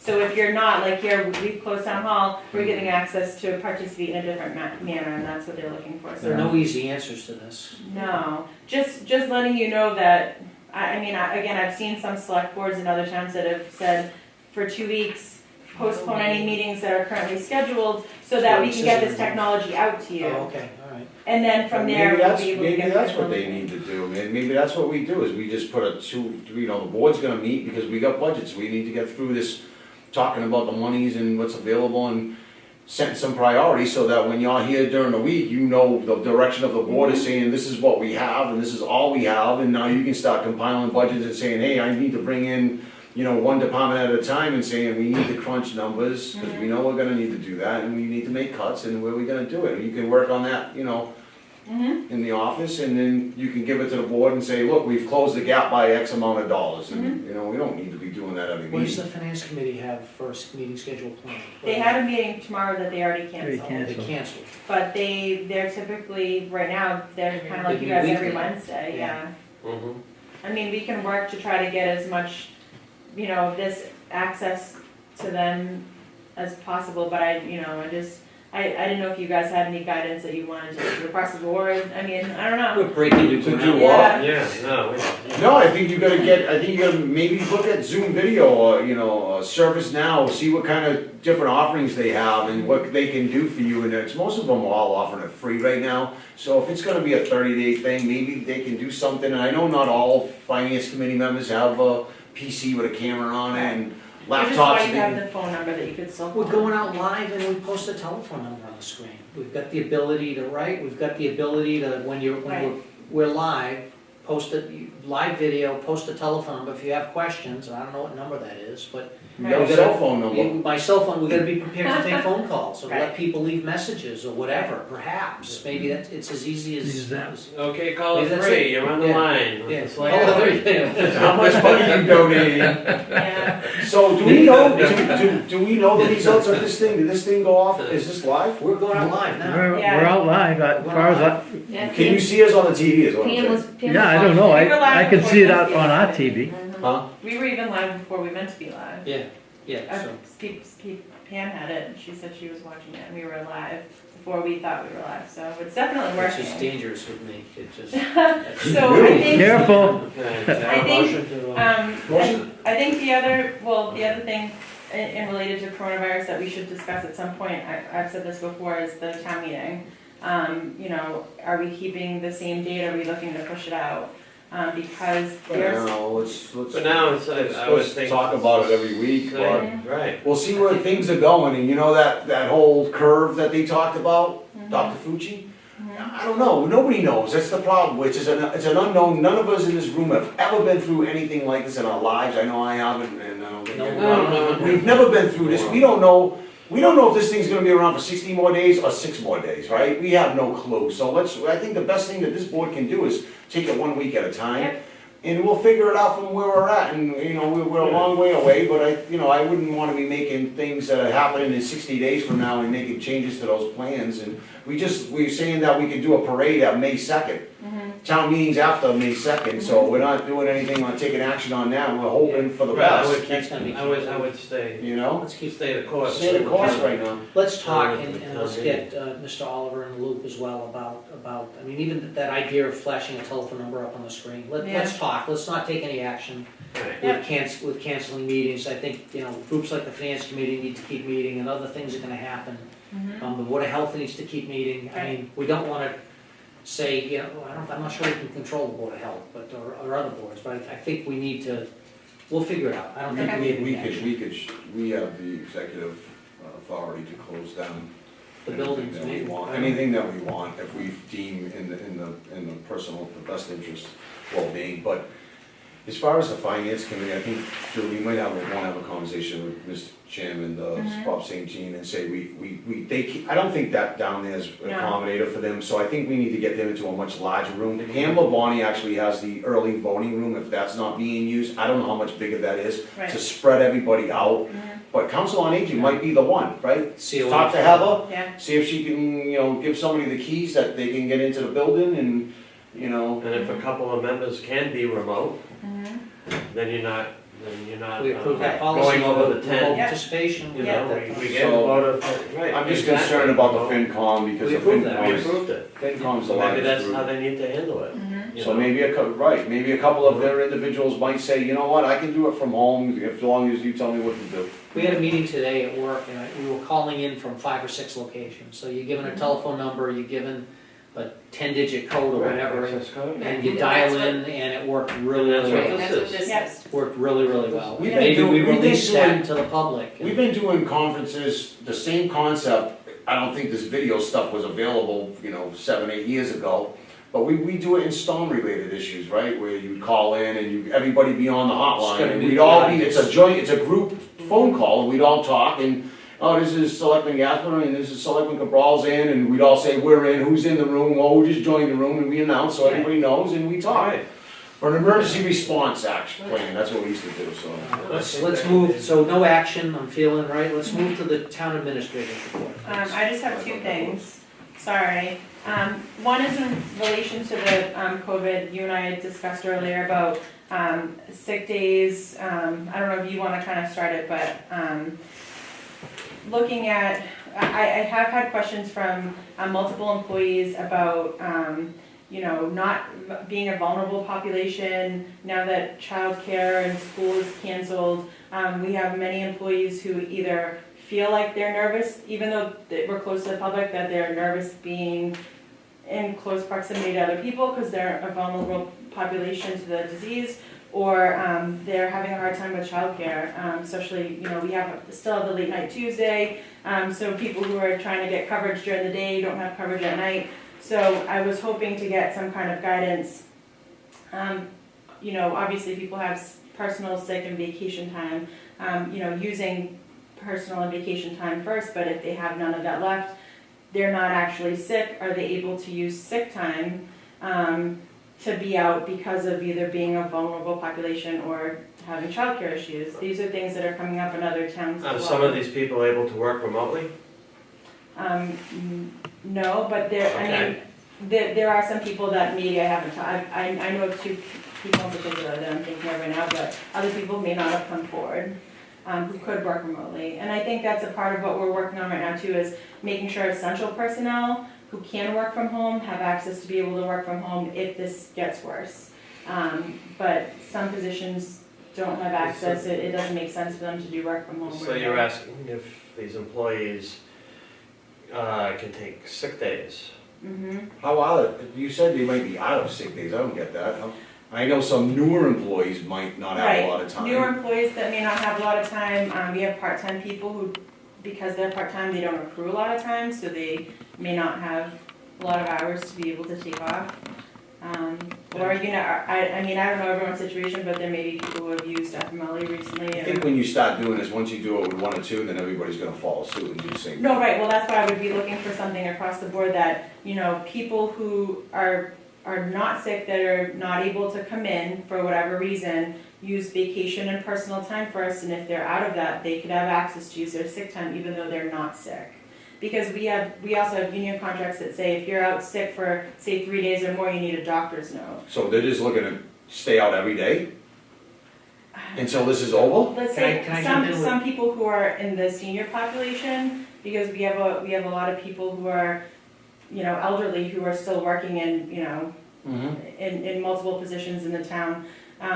They feel like they're vulnerable to the disease, and I mean, maybe they have other health conditions that would add to it. Sure. They don't feel comfortable coming into work, kind of like you said with the swap shed. Some people just don't feel comfortable Yeah, no, I with understand. the situation, and I don't know how to respond to it, but I think we should at least discuss it, and maybe there's no decision right now, but at least to discuss it and think about it, because again, this is something all towns are kind of getting hit with.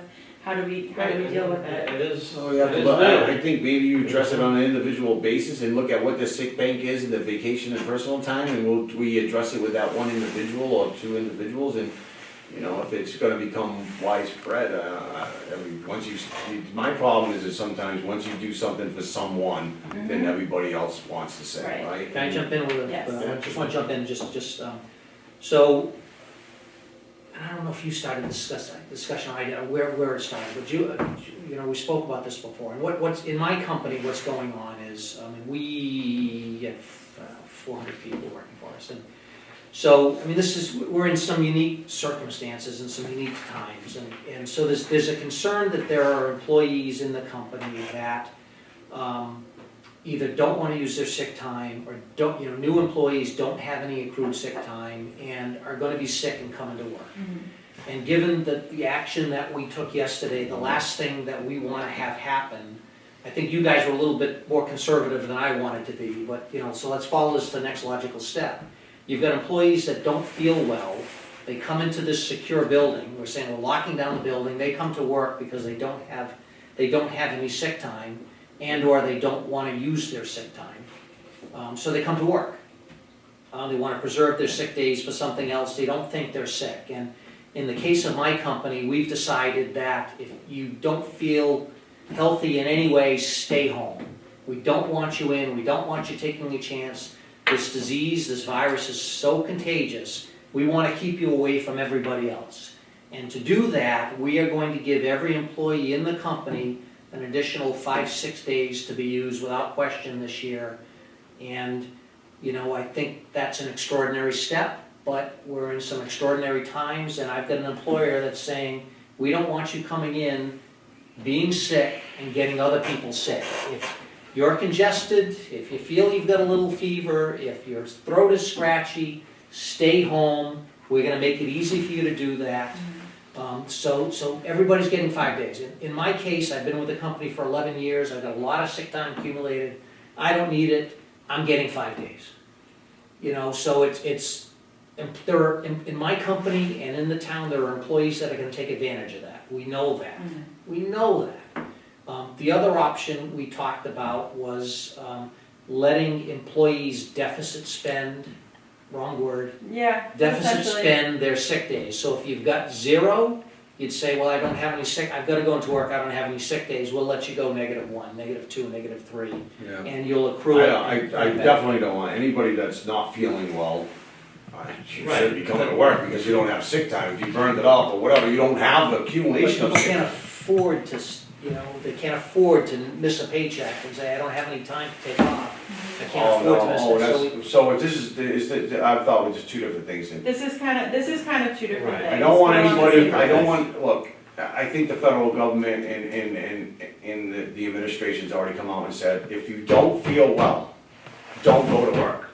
We don't wanna run that risk of you spreading it to somebody else. So if there's somebody in that situation that's not feeling well and they don't have sick time or any other time to use up, then the board should figure it out and say, we'll make accommodations for you to, if they're ill, we don't want you here. I don't want anybody in this building that could have the potential to give somebody else anything that they may have. I don't care if it's a flu or a virus. Right now, we don't have known cases of virus, but we don't know that, right? It's the unknowns that we don't know.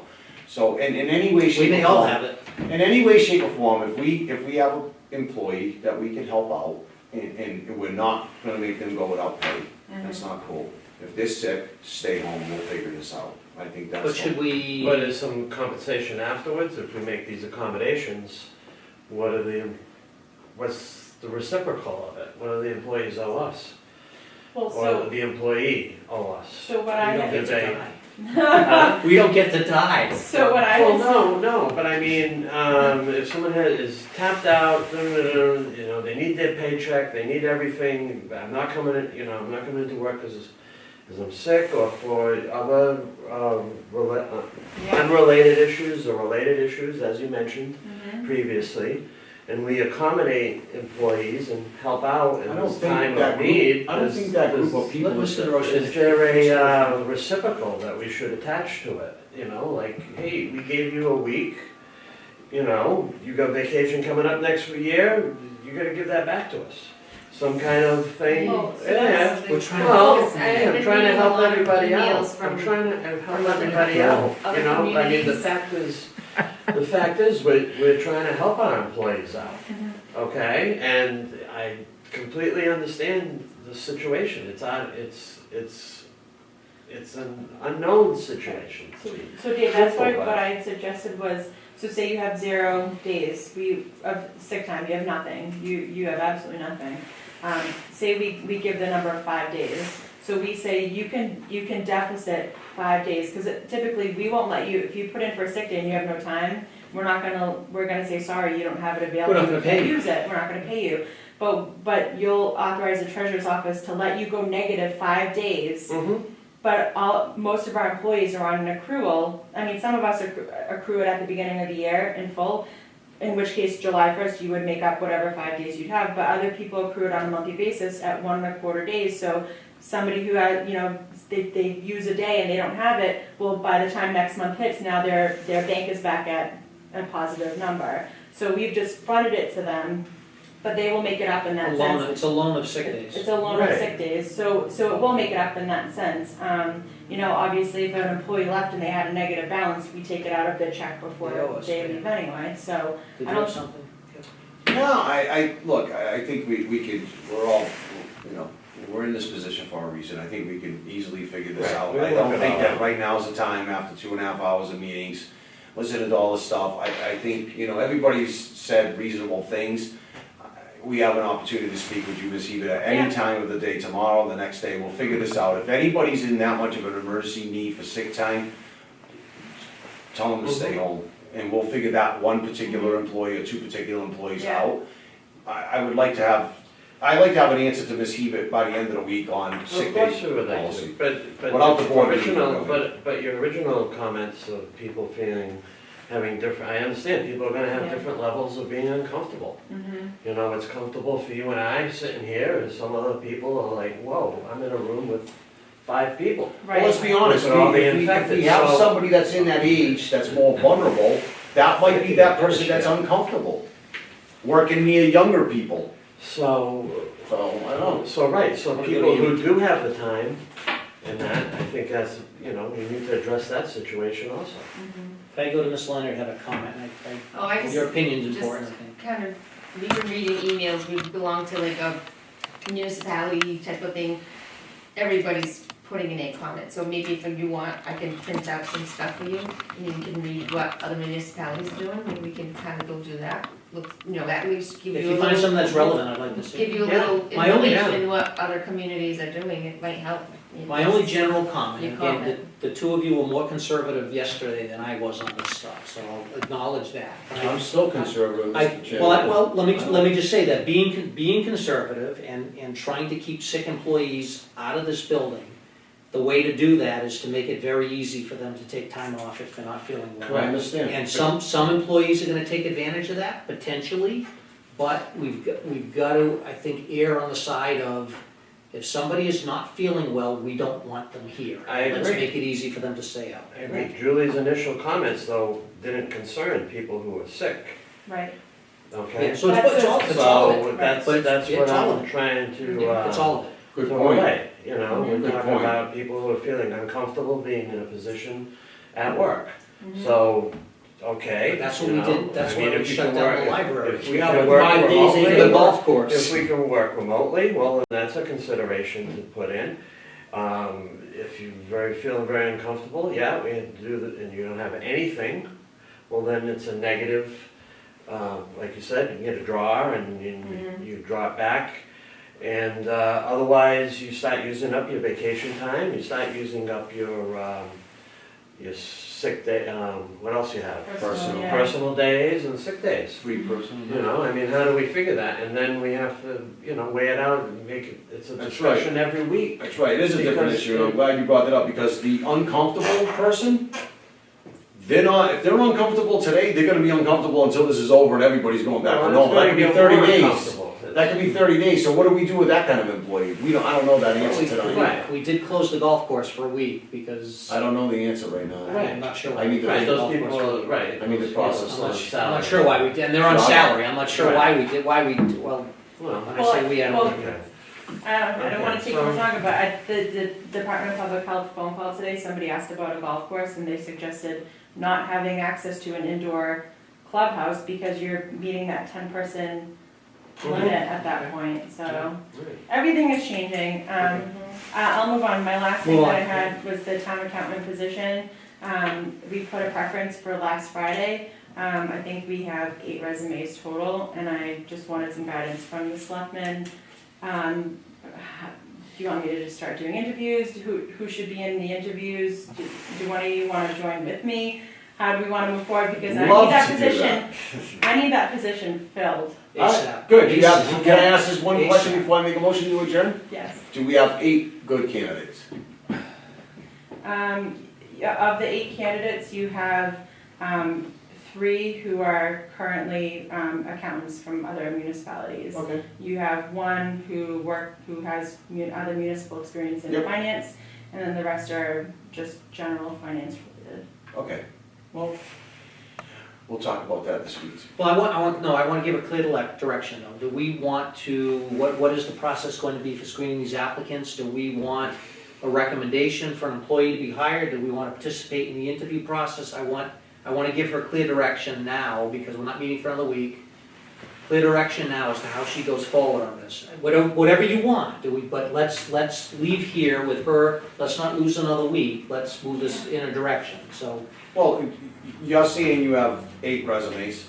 you're gonna throw 5 of them away, maybe 4 of them away perhaps, right?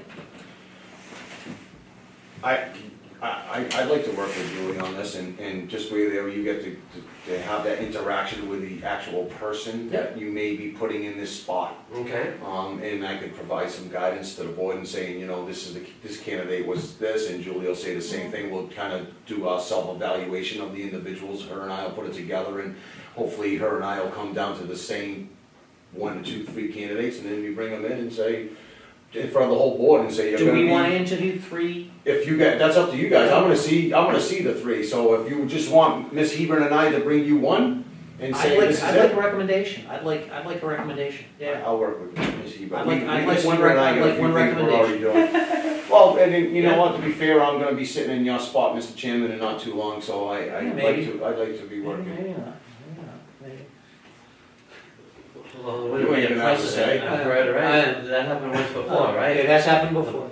But I But just, that needs so two I'd like, votes, I'd like to doesn't see it? I'd like to see a recommendation So I don't from Ms. Hebert as to. I'd like to as see it happen. Yeah, as to who that person should be. Okay, So- thank you. Motion to adjourn. Hold on, I have one more item. I was asked to read by the town clerk a press release on the Acushnet Rabies Clinic, which has been canceled. Scheduled for Sunday, March 22nd is canceled, but the doctor is available to provide rabies vaccines by appointment only, Wednesday, May 18th and Thursday, March. Wednesday, March 18th and Thursday, March 19th, and Monday to Thursday. Yeah, it's kind of convoluted. I'm confused. Basically, So if you call Dr. Gamont at Acushnet Animal Hospital, tell him you live in Acushnet, he'll tell you when you can bring your She'll critter by. She'll tell you. And it's $10 cash only per pet with no office visit fee, so same deal. Call the Acushnet Animal Hospital and they'll interpret what this means in terms of when you can go. I believe it's also on the Acushnet, All Things Acushnet Perfect. and I Facebook put it on the page. website too. And it's on the website also. So, thank you. Motion to adjourn now? So move. Second. Second, all in favor? Aye.